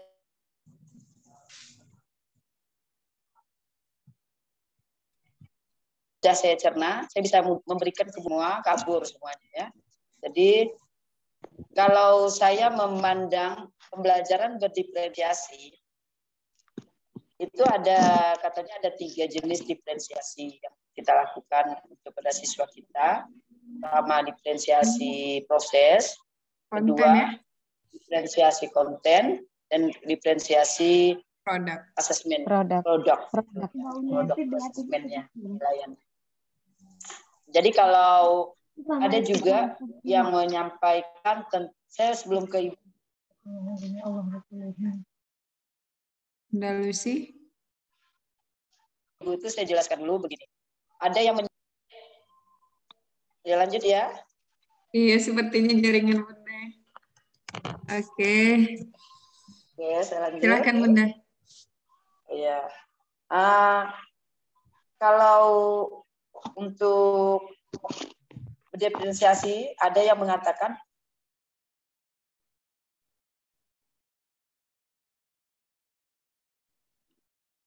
bahwa gaya belajar, asesmen ini, kinestetik, yang itu, visual yang lain lagi, itu akan sangat, awal-awal saya mikir ini repot sekali, diferensiasi begitu kan. Ternyata setelah ada webinar dengan Bu Sophie, Dr. Sophie, beliau dari kementerian, saya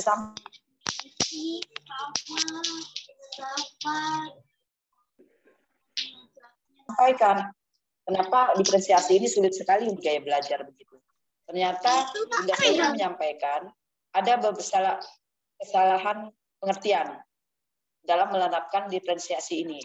Artinya bukan hanya dengan gaya belajar. Gaya belajar itu untuk guru-guru yang sudah profesional, yang sudah mampu melakukan pembelajaran untuk mengikuti gaya belajar siswa. Dan gaya belajar itu katanya, itu adalah sesuatu yang bisa berubah tergantung kondisi dan keadaan. Itu bisa berubah. Jadi yang lebih tepat berdiferensiasi itu sesuai kebutuhan dan kemampuan siswa. Di situ saya mulai, oh ya sudah masuk. Kalau untuk pembelajaran yang melayani anak visual, auditorial, dan kinestetik, itu harusnya setiap guru punya pemahaman bahwa di dalam kelasnya itu ada 3 jenis anak. Dari ketika dia mengajar, dia harus menyiapkan materi sesuai dengan 3 jenis itu. Jadi ketika dia bicara, menyampaikan suatu barang, dia harus menunjukkan gambarnya juga kalau bisa.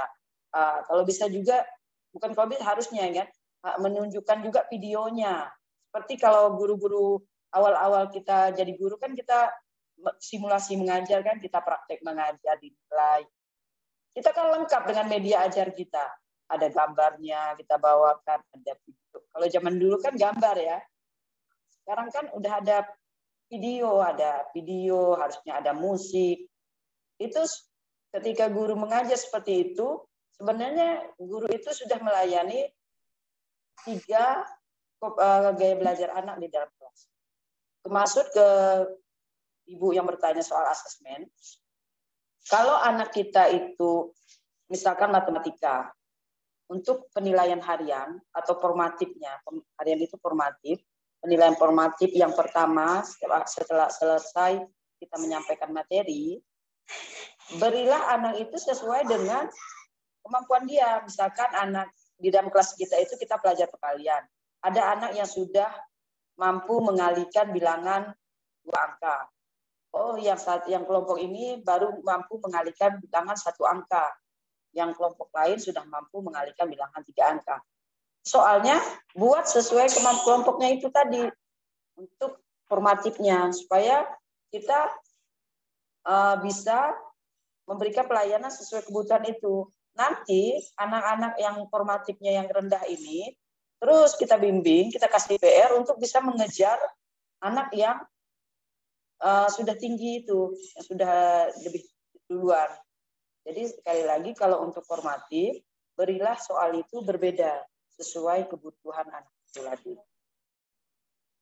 Sambil terus dibimbing agar nanti ketika dia asesmen akhir materi, asesmen sumatif akhir materi untuk mendapatkan nilai raport atau dapat mengisi nilai di raportnya, baru soalnya harus sama. Jadi kalau produk yang baik Bunda, berarti jaringannya terus ya. formatifnya berbeda-beda ya. Kalau itu berarti untuk formatifnya kita boleh sama biasa. Boleh memberikan beragam Bunda ya, artinya sesuai dengan kebutuhan ya, sehingga nanti ketika dia waktu asesmen akhir bisa kita berikan materi yang sama, begitu ya. Oke. Ya. Kalau produk bisa beda Bunda. Kalau produk, misalkan anak ada yang mau membuat dalam bentuk cerita, ada yang ingin dalam bentuk lagu, ada yang ingin bentuk puisi, itu silakan saja kalau produk. Jangan kita samakan. Tapi kalau pengetahuan, asesmen akhirnya harus sama, tapi formatifnya harus sesuai dengan kemampuan kita. Iya. Sesuai dengan kebutuhannya. Oke, Bunda. Bunda, sedikit lagi, tadi kan Bunda ada cerita tentang KKTP. Berarti KKTP itu boleh kita buat, boleh tidak. Nah, sepertinya kalau hemat saya itu ada baiknya kita buat aja Bunda ya. Karena kan dengan kita buat KKTP juga kita akan bisa melihat Bunda ya. Kamu bisa melihat sejauh mana TP yang kita berikan ke siswa kita itu tercapai. Nah, misalnya Bunda, ketika kita buat KKTP itu, kita boleh, kan ada 4 cara Bunda. Jadi kita boleh pilih salah satunya ya, misalnya dengan rentang nilai atau dengan rubrik gitu. Boleh ya Bunda ya? Mohon juga penjelasannya. Iya, boleh. Ya, kalau Ibu sudah memahami tentang cara menyusun KKTP, lebih bagus memang dibuat. Tapi kalau kita belum memahami, karena ada kebebasan untuk boleh ada, boleh tidak, ya jangan dipaksakan dulu kalau gurunya belum paham. Seperti saya kan, kalau saya paksakan, guru saya juga belum paham, saya tetap minta, mana KKTP-nya, mana KKTP. Guru saya stres kan, mendingan biar dulu. Kalau mereka udah paham, saya sudah paham juga membimbing mereka, mereka juga udah paham, saya akan minta untuk semester berikutnya kan. Tapi karena sekarang ini pun saya pun belum begitu paham, guru saya apalagi, kalau saya minta, stres kan mereka, mumpung. Nah, itu tadi, buku nggak boleh tidak, boleh ada, boleh tidak kan. Tapi yang mudah saja, mumpung katanya. Tapi insya Allah kita akan terus belajar, karena di PMM sudah dibahas tentang itu. Iya, benar. Ke depan akan lebih paham. Ya. Nah, itu dia ya, Bunda. Oh, masih ada. Terkait dengan P5 tadi, Bunda, sedikit lagi. Kita kan kalau di SD itu kan diberikan satu tahun itu 2 tema besar. Jadi dalam satu tema itu kita boleh memilih topik-topik yang lain. Misalnya untuk tema pertama kita ambil kearifan lokal. Lalu kita angkat topiknya misalnya tentang produk, misalnya kalau kami di pesisir itu misalnya mengasinkan ikan. Nah, ketika langkah-langkah itu kita sudah buat satu modul proyek, misalnya selesainya sampai 3 minggu. Lalu kita masih ada waktu. Boleh nggak kita Bunda mengambil lagi topik yang lain lagi dalam tema tersebut, sehingga jadwal kita itu pas gitu. Mohon penjelasannya juga Bunda. Terima kasih. Ya.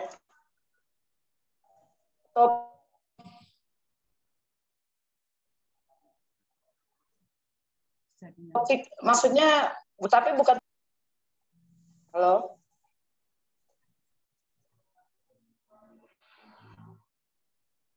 Iya Bu, mungkin sinyal ya. Iya. Halo, ya sinyal ya. Ya. Jadi kalau topik sih mungkin bisa diambil, tapi kalau tema tidak boleh ditambah lagi. Sesuaikan tema itu saja. Satu semester itu kan satu. Jadi ketika tema itu kita ambil, kita angkat misalnya topik. Satu ini udah selesai. Jadi masih ada waktu, kita boleh mengangkat topik lain dalam satu tema tersebut. Boleh Bunda ya? Iya, boleh. Kalau topik nggak masalah. Kalau tema yang nggak boleh ditambah lagi. Nanti merepotkan kita kan, karena rapotnya kan sesuai tema. Terima kasih Bunda Lucy. Gimana Bunda? Boleh. Iya. Tetapi Bunda Zaina dimensinya. Iya Bunda Zaina. Nanti kita moderator ada yang lanjutkan diskusi di grup ya Bu Lucy, ada di grup Bu Jaina. Bu Jaina ada di grup WA ya. Iya. Ada. Nanti lebih detailnya kita bahas di grup. Oke, boleh. Makasih Bunda atas pencerahannya. Terima kasih. Makasih banyak. Iya, sama-sama Bunda. Selanjutnya kita bahas pertanyaan di kolom chat ini ya. Ada beberapa pertanyaan juga Bunda. Ini dari Afnida Sari. Assalamualaikum Bu, mohon penjelasan tentang bagaimana Ibu dalam membawa guru untuk satu semangat dalam menjalankan IKM serta aktif dalam PMM. Nah, ini bagaimana cara kita memotivasi rekan sejawat di satu sekolah nih. Kira-kira gimana Bunda Lucy? Tips dan triksnya. Ya. Sederhana saja ya, langsung saya jawab. Sederhana, pertama, saya fokus kepada guru yang mau bergerak. Ada kemarin kawan, dia fokus pada yang tidak mau bergerak, akhirnya dia pun stres duluan kan. Jadi saya sebagai kepala fokus kepada guru yang mau bergerak. Kemudian yang kedua, saya jadikan diri saya contoh. Di PMM itu seperti apa sih topiknya, saya buatkan dulu, saya coba dulu memahami. Kemudian setelah saya paham, saya berikan pemahaman ke guru. Yang ketiga, saya selalu berusaha memudahkan. Karena bagi saya adalah kepala sekolah, tugas saya itu membantu guru untuk menjalankan tugasnya. Jadi bagaimana cara saya agar guru itu mudah menemukan kemudahan sehingga dia bisa menjalankan tugasnya dengan baik di kelas.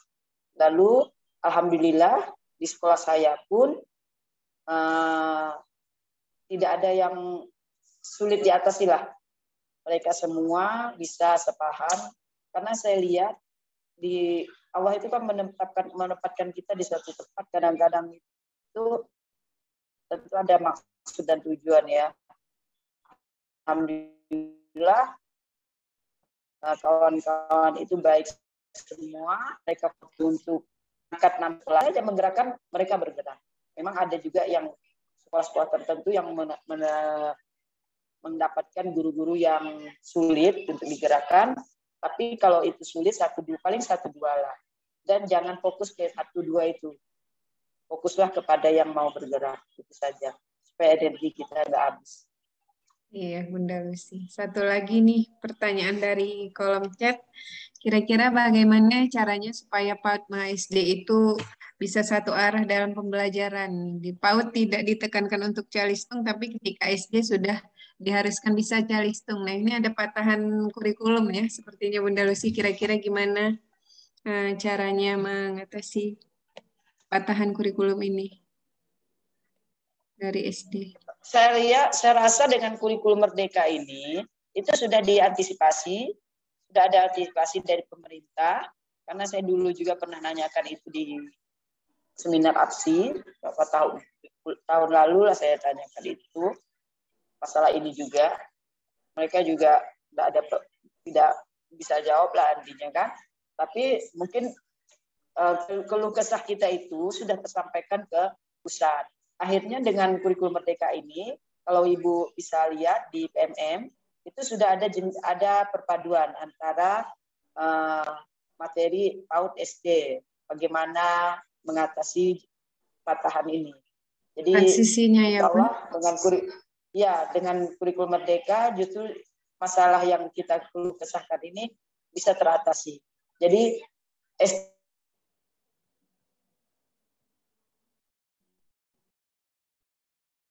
SD ini pun diminta untuk melihat ke PAUD, disuruh meninjau ke SD. Nah, seperti itulah. Jadi nanti akan ada kerjasama. Seperti itu, Bu. Jangan khawatir. Insya Allah kecemasan Ibu itu sudah dipahami oleh pemerintah. Iya, baik Bunda Lucy. Nah, selanjutnya mungkin pertanyaan dari Bunda Marliza. Silakan Bunda Marliza. Oke, baik. Terima kasih Ibu Moderator. Ini mohon izin ya, karena jaringan kurang stabil. Aceh Jadi Utara luar biasa ya. Resen semua. Ya. Ini Ibu narasumber masih mengenai P5 Ibu ya. Jadi saat ini Bu, kami masih menemukan di lapangan, masih ditemukan miskonsepsi mengenai P5, mengenai penerapan P5 ini. Kadangkala P5 ini lebih kepada hampir seperti kita lihat seperti prakarya ya di sekolah-sekolah. Banyak sekali di sini dalam hal ini yang beranggapan bahwa P5 itu hasil akhirnya adalah suatu produk. Sehingga sekolah dalam hal ini biasanya kan diketuai oleh kurikulumnya. Biasanya setiap penerapan P5, katakanlah dalam seminggu 1 hari misalnya, itu sekolah mewajibkan siswanya untuk membuat atau menciptakan suatu produk di saat setiap pelaksanaan P5 itu. Dan anehnya lagi, bahan-bahan yang dibutuhkan untuk produk tersebut itu biayanya dari siswa. Dikutip dari siswa. Nah, itu biasa dilakukan ya tentu diketuai oleh kurikulum. Jadi kalau guru-guru yang lain tentu nggak bisa berbuat banyak, harus mengikuti saja walaupun tidak sesuai sebenarnya yang dengan yang mereka pahami. Seperti itu. Kemudian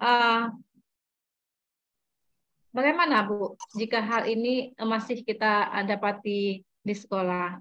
Apa yang harus kita lakukan? Dan bagaimana sebenarnya penerapan P5 itu yang seharusnya di sekolah itu bagaimana? Itu barangkali Bu yang ingin saya tanyakan. Terima kasih. Baik Bunda Liza. Nah Bunda Lucy, kira-kira P5 ini outputnya seperti apa? Apa memang harus berbentuk produk atau cuma peningkatan dari waktu ke waktu terkait karakter anak? Mohon penjelasannya Bunda Lucy. P5. Saat sini lah. Bunda Lucy. Mikrofonnya masih. Oh iya ya, oke. Jadi sebelum saya ke pertanyaan Ibu, saya tadi lihat ada di kolom chat sebelumnya tentang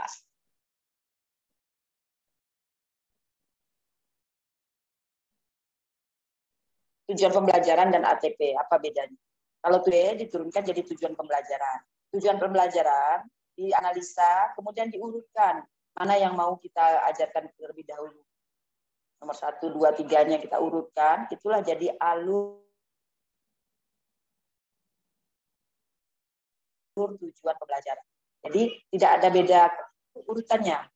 Bisa saja antara tujuan pembelajaran dan alur tujuan pembelajaran sama, tapi bisa juga berbeda. Jadi dialurkan. Kalau di ATP ya. Selanjutnya nanti kalimat berikutnya di modul ajar, kita ambil dari ATP itu yang sudah kita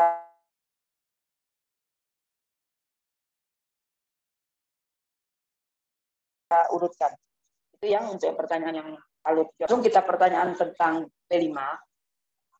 Miskonsepsi tentang P5, salah satunya memang seperti itu. Sekolah membuat produk-produk.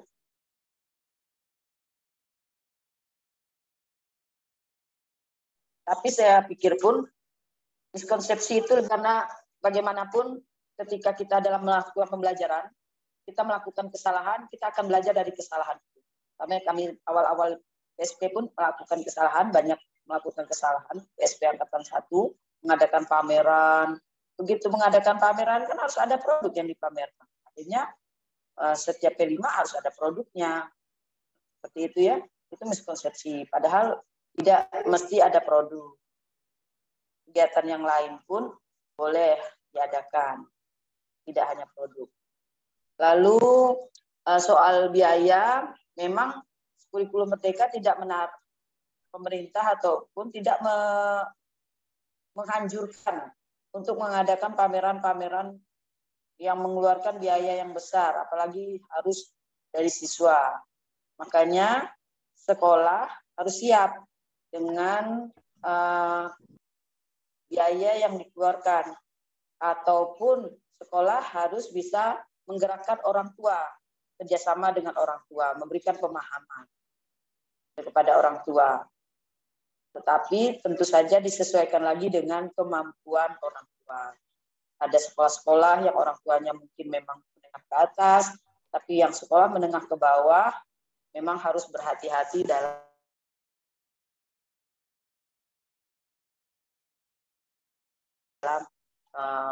pengambilan dana. Ini saya rasa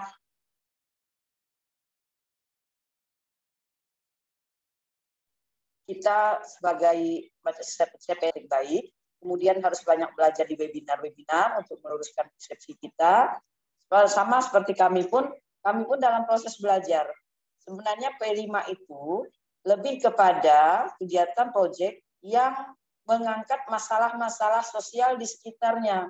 Masalah itu harus keluar dari siswanya. Kegiatan itu pun harus keluar dari mulut siswa. Siswanya maunya, Bu, kita ngadakan ini. Bu, kita ngadakan ini aja, temanya ini saja, Ibu. Tapi kan tidak semua siswa bisa mengungkapkan hal seperti itu. Kalau sekolah-sekolah, ada yang kemarin narasumbernya, itu dia menyampaikan begitu. Tapi contoh sekolahnya saya lihat, itu kayaknya kelas internasional lah sekolahnya. Lihat sekolahnya itu udah mentereng gitu kan. Wajar anak-anak kota, anak-anak yang orang-orang kelas menengah ke atas itu kan sudah terbiasa mengungkapkan ide-idenya kan. Tapi kalau anak-anak desa, anak-anak kampung, kadang-kadang itu malu, mau ngomong, rasa sungkan, karena dididik orang tua itu, kadang berbicara yang mengungkapkan pendapat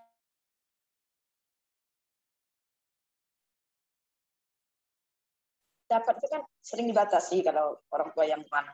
Hanya di sekolah dia tidak terbiasa mengungkapkan ide. Jadi ya kita belajar bertahap. Insya Allah ke depan ini akan jadi pembelajaran kita semua. Dan semakin baik ke depan. Itu saja. Terima kasih. Luar biasa, Ibu. Ya. Bunda Marlisa. Kawan-kawan, percayalah, saya belajar sama Bu Lucy loh, IKM saya, iya. Karena bisa jadi itu ya. Saya jadi karena dibimbing Bu Lucy. Jadi ya sama lah kayak sekolah penggerak gitu, karena pembimbingnya sekolah penggerak ya, tapi luar biasa. Yang penting mindset dan tim kita harus kuat. Tim kita harus kuat. Jadi pikiran terbuka ya Bu Lucy ya, pikiran terbuka, tidak terkontaminasi sama ya, betul, Bu. Ini susah ya, itu jangan. Jadi lakukan aja, enjoy gitu. Itu di chat ada juga tuh. Jangan takut salah. Jangan takut salah. Di chat ada nih dari izin bertanya bagaimana penyebutan terhadap peserta didik pada kurikulum Merdeka, Bu gitu. Terus ada satu lagi. Jadi dalam 1 tahun hanya boleh 1 tema kah, Ibu? Nah, gimana tuh, Bu? Jawab, Bu.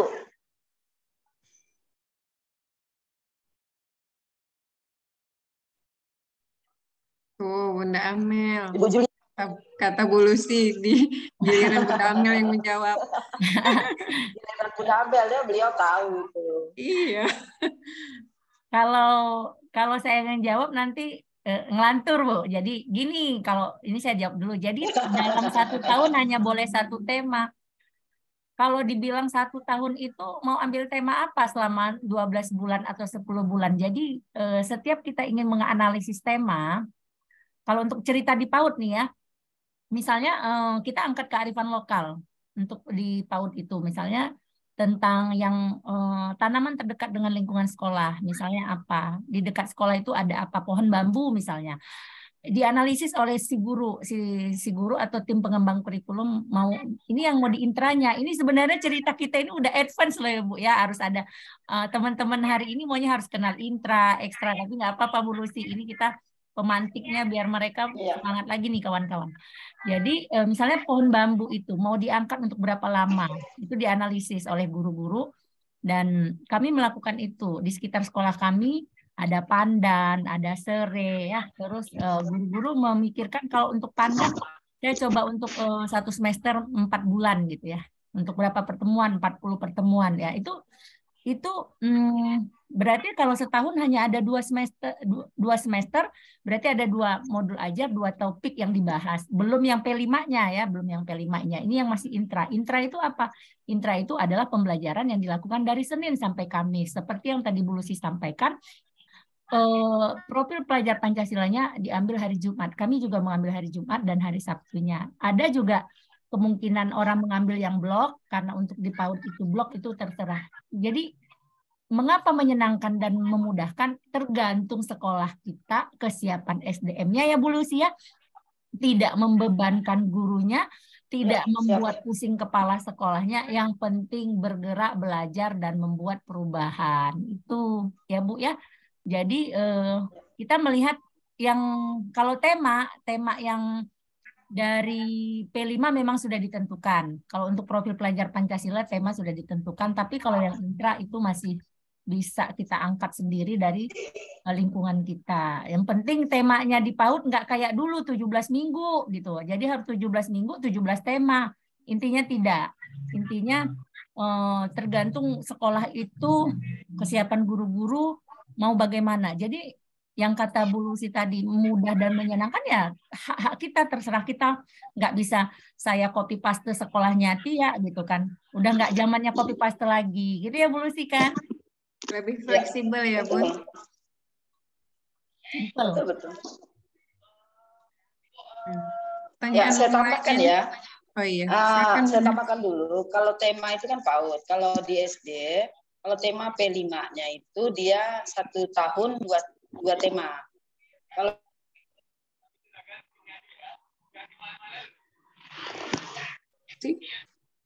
SMP 1 tahun 3 P5-nya. Tapi kalau untuk intra mata pelajarannya kita sudah tidak pakai tema, kita balik ke mata pelajaran.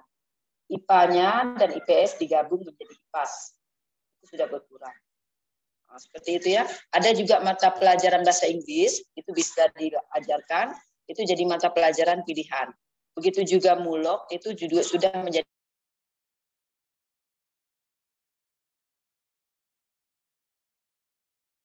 mata pelajaran pilihan, bukan wajib lagi.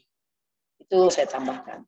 Jadi memang keberanian kita di Kurikulum Merdeka ini, keberanian kita dan kepedulian kita kepada siswa itu lebih penting daripada yang lain. Karena kita sudah tidak terikat dengan alasan merdeka belajar dan mereka mengajar itu. Sekali lagi, dunia ini jauh berubah. Anak-anak kita itu sudah berubah, sehingga kita harus berubah, terutama dalam proses pembelajaran kepada siswa. Itu saya tambahkan. Semoga kita bisa semangat terus. Amin, amin. Fatia, habis sudah ini? Oh, ini mungkin satu menjawab ya tentang bagaimana sih untuk memotivasi secara di PMM ya. Itu tadi udah disampaikan Bu Lucy, bahwasanya dengan masuk PMM banyak sertifikat. Motivasinya itu aja, kalau memang mau naik pangkat udahnya aman gitu, udah memiliki portofolio gitu kan. Terus kalau untuk yang lain apa? Ya ilmu dan jangan salah loh, dengan melakukan aktivasi setiap hari di PMM, sekolah Anda terpantau di Kemendikbudristek bahwa oh ini sedang belajar nih guru-gurunya gitu. Karena kan aplikasi kita terpantau di Kemendikbud, berarti kita dianggap pembelajar gitu ya. Jadi kalau orang-orang pembelajar itu akan ditandai suatu hari akan dikasih penghargaan gitu ya Bu Lucy ya. Luar biasa gitu. Ya, betul. Jadi kembali ke kita mau enggak atau enggaknya, ya kembalilah gitu kan. Terpulang kepada apalagi guru-guru yang sertifikasi. Ibu Juli. Tuh Kak Tia tuh harus rajin Kak Tia. Iya, insya Allah Bunda. Masih belum lagi nih. Nanti minta arahan sama Bunda Ana. Ini ada satu Pak Edi nih. Kalau dalam kurikulum Merdeka ada penilaian formatif harus tetap dilakukan jika capaian pembelajaran sudah tercapai. Gimana Bu Lucy? Apa mesti ada formatifnya atau gimana nih Bu Lucy? Ya, saya luruskan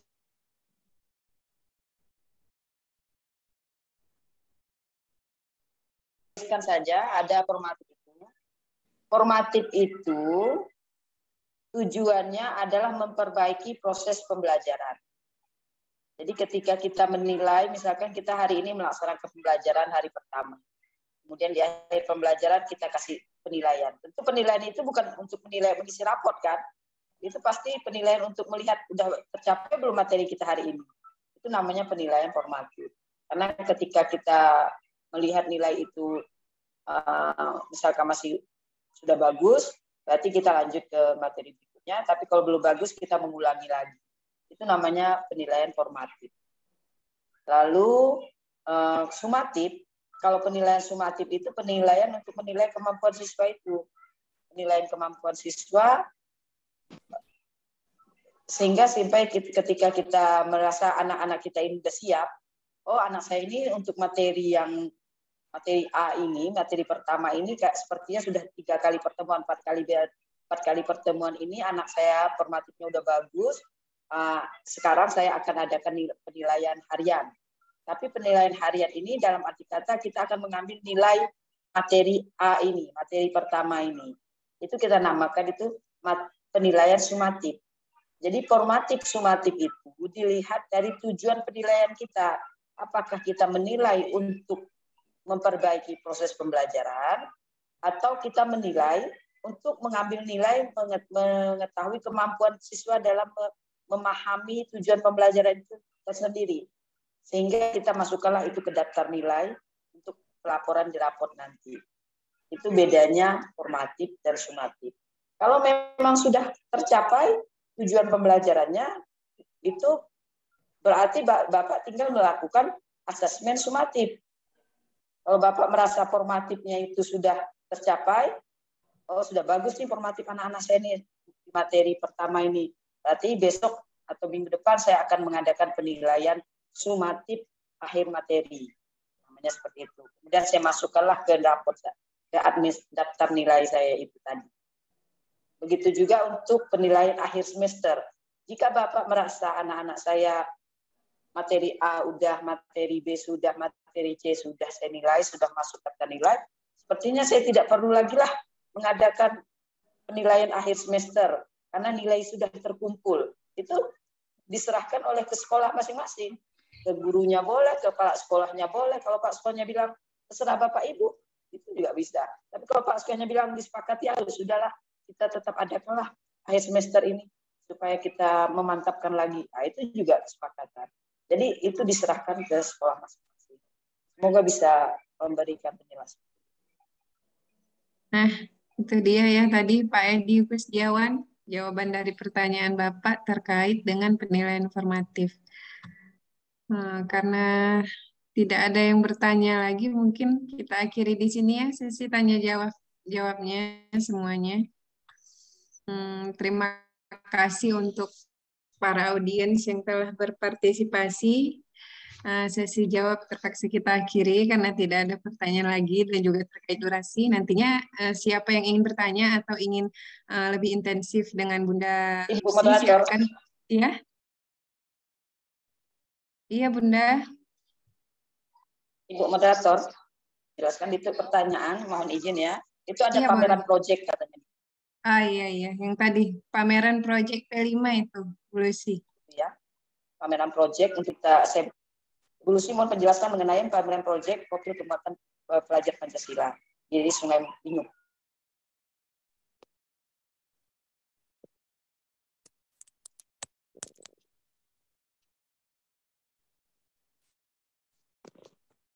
Silakan Bu Lucy.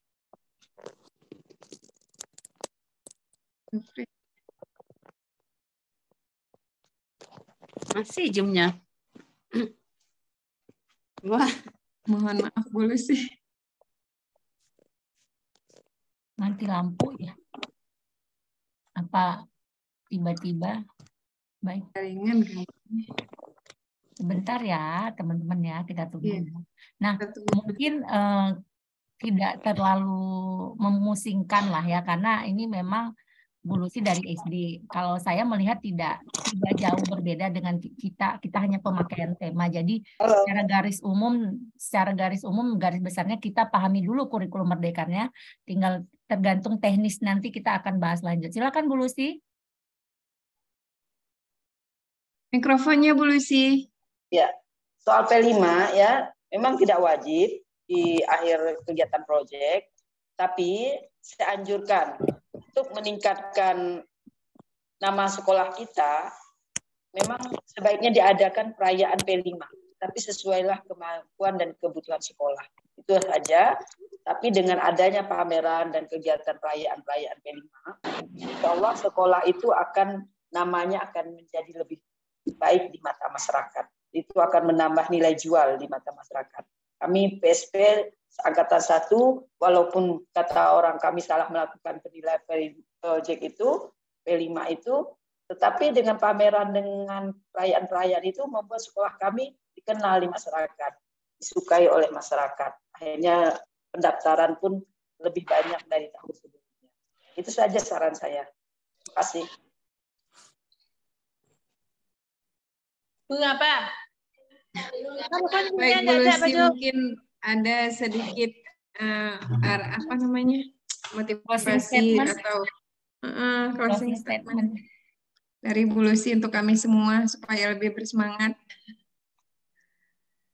Satu saja yang saya sampaikan, yaitu tentang growth mindset, buka pikiran kita, buka hati kita, dan punya keyakinan apapun yang ditetapkan oleh pemerintah, perubahan kurikulum dan apapun produk-produk yang ditetapkan oleh pemerintah, seperti kebijakan guru inspiratif atau apa, ikuti saja semampu kita. Semampu, apalagi kurikulum Merdeka tidak memaksakan. Dia sudah menyampaikan semampu, bergerak pun semampunya bergeraklah dulu. Karena tidak mungkin kalau kita tidak bisa berlari, dipaksakan berlari juga tidak mungkin. Jadi biarpun pelan, tapi kita bergerak.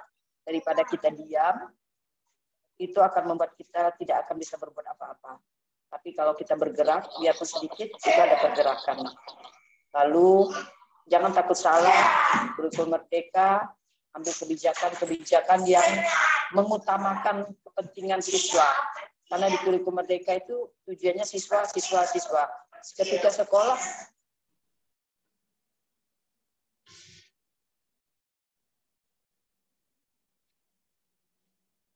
Bentar lagi ya. Kayaknya Bun. Memang cuaca.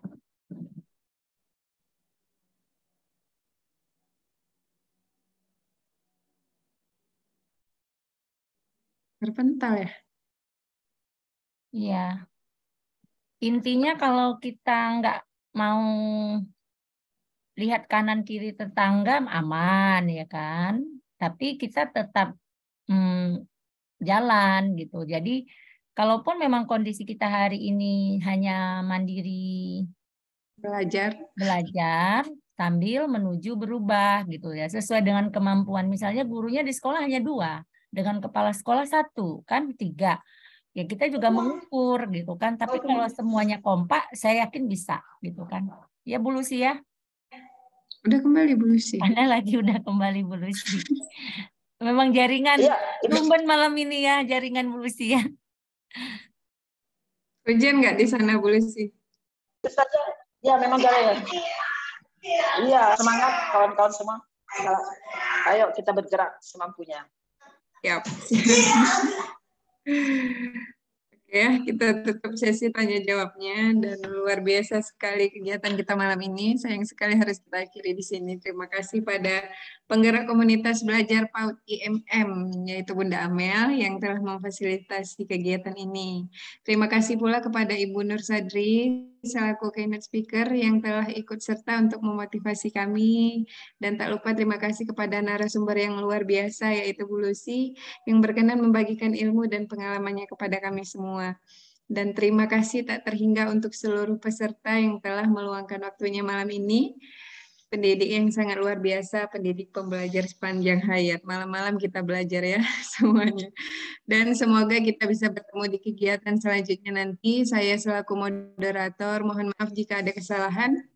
dalam pengucapan atau yang lainnya. Saya akhiri kegiatan ini. Wabillahi taufik wal hidayah. Wassalamualaikum warahmatullahi wabarakatuh.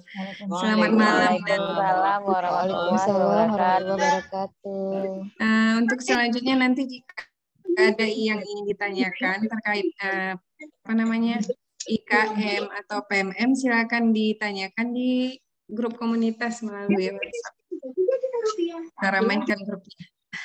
Terima kasih Ibu Moderator yang masih tetap tersenyum di malam hari ini atas menggawangin acara ini, luar biasa ya. Tetap segar walaupun sudah larut malam, dari pagi kita beraktivitas. Ini semua karena niat ya, niat kita semua belajar. Bu Lucy, terima kasih atas waktu dan kesempatannya. Saya tidak akan berhenti terus merepoti Bu Lucy ya. Kadang kita jeda sampai 3 minggu, terus kadang kontak lagi karena kesibukan masing-masing, sehingga akhirnya luar biasa. Hari ini yang saya cita-citakan Bu Lucy sebagai penghargaan pembimbing saya berhasil malam ini memberikan pencerahan bahwa kurikulum merdeka itu menyenangkan dan memudahkan kita semua. Kenapa? Karena dalam setahun ini kita berorientasi dengan kurikulum merdeka, itu luar biasa. Tidak ada yang membuat kita, kalau saya menemukan dapat banget merdeka mengajarnya dan merdeka belajarnya, karena sesuai dengan filosofi KHD bahwasanya kita melakukan semua proses sesuai dengan kodrat alam dan bisa membawa anak di zamannya kita ikutin gitu. Jadi kapan kita bertemu, tunggu terus informasi yang akan kita sampaikan di grup. Nah, satu kata penutup dari saya. Terima kasih buat kawan-kawan semua atas kehadiran malam ini, dan jalan-jalan ke Pulau Bali jangan lupa singgah ke Denpasar. Mari serentak berinovasi, mewujudkan merdeka belajar. Kita berkolaborasi dari Kalimantan, Jawa Timur, Sumatera Barat, Sulawesi, dan mudah-mudahan Allah mempertemukan kita suatu hari nanti. Itu saja dari saya. Terima kasih. Bagi yang belum melakukan presensi, kami tunggu 10 menit sebelum kelas ini kita tutup. Silahkan, karena baru info terakhir baru 90 orang yang melakukan presensi. Dan kita semua hampir 117 ya tadinya, mudah-mudahan sudah melakukan presensi, dan tunggu saja sertifikatnya di grup, nanti akan di-share ya.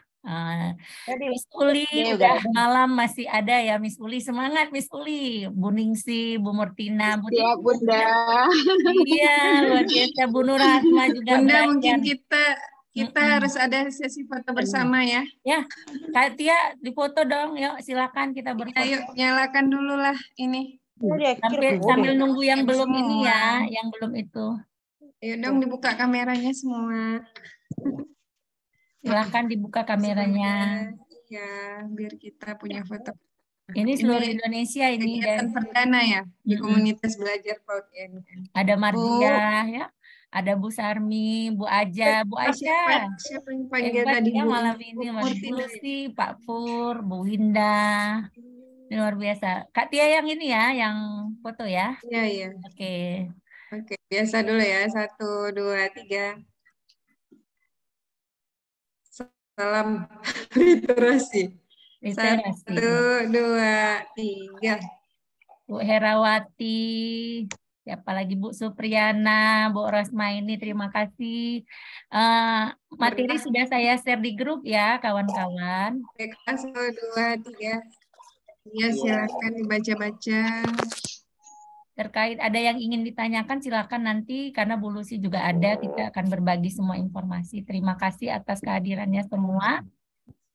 Yang belum presensi kami tunggu. Oh, Bapak. Apa Pak lagi? Ulangi foto.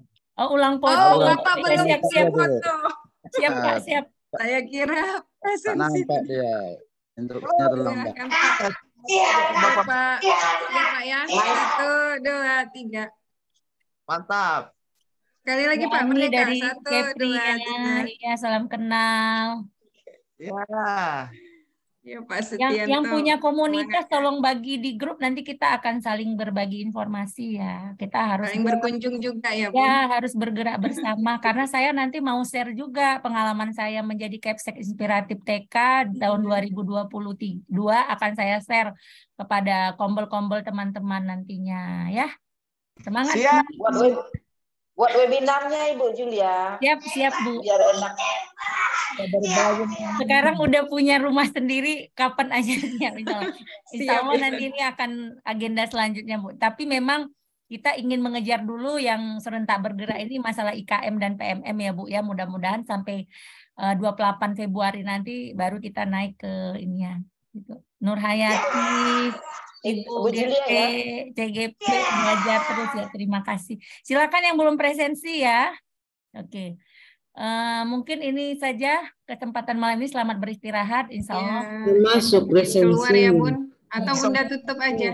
Ya, terima kasih. Izin saya tutup semuanya. Assalamualaikum warahmatullahi wabarakatuh. Ada Bu Wiga rupanya. Oh, Bu Wiga nanti kasih materi PAUD ya, Bu Wiga ya. Ya, silakan. Terima kasih. Keluar ya Bu. Maaf nih. Nanti kapan-kapan kita siapin kolaborasi ini Sawang, iya, Siti Aminah, ya dan Nur, Ibu Nur, iya dari Bu Winda, iya luar biasa nih. Assalamualaikum, kita tutup ya. Waalaikumsalam warahmatullahi wabarakatuh.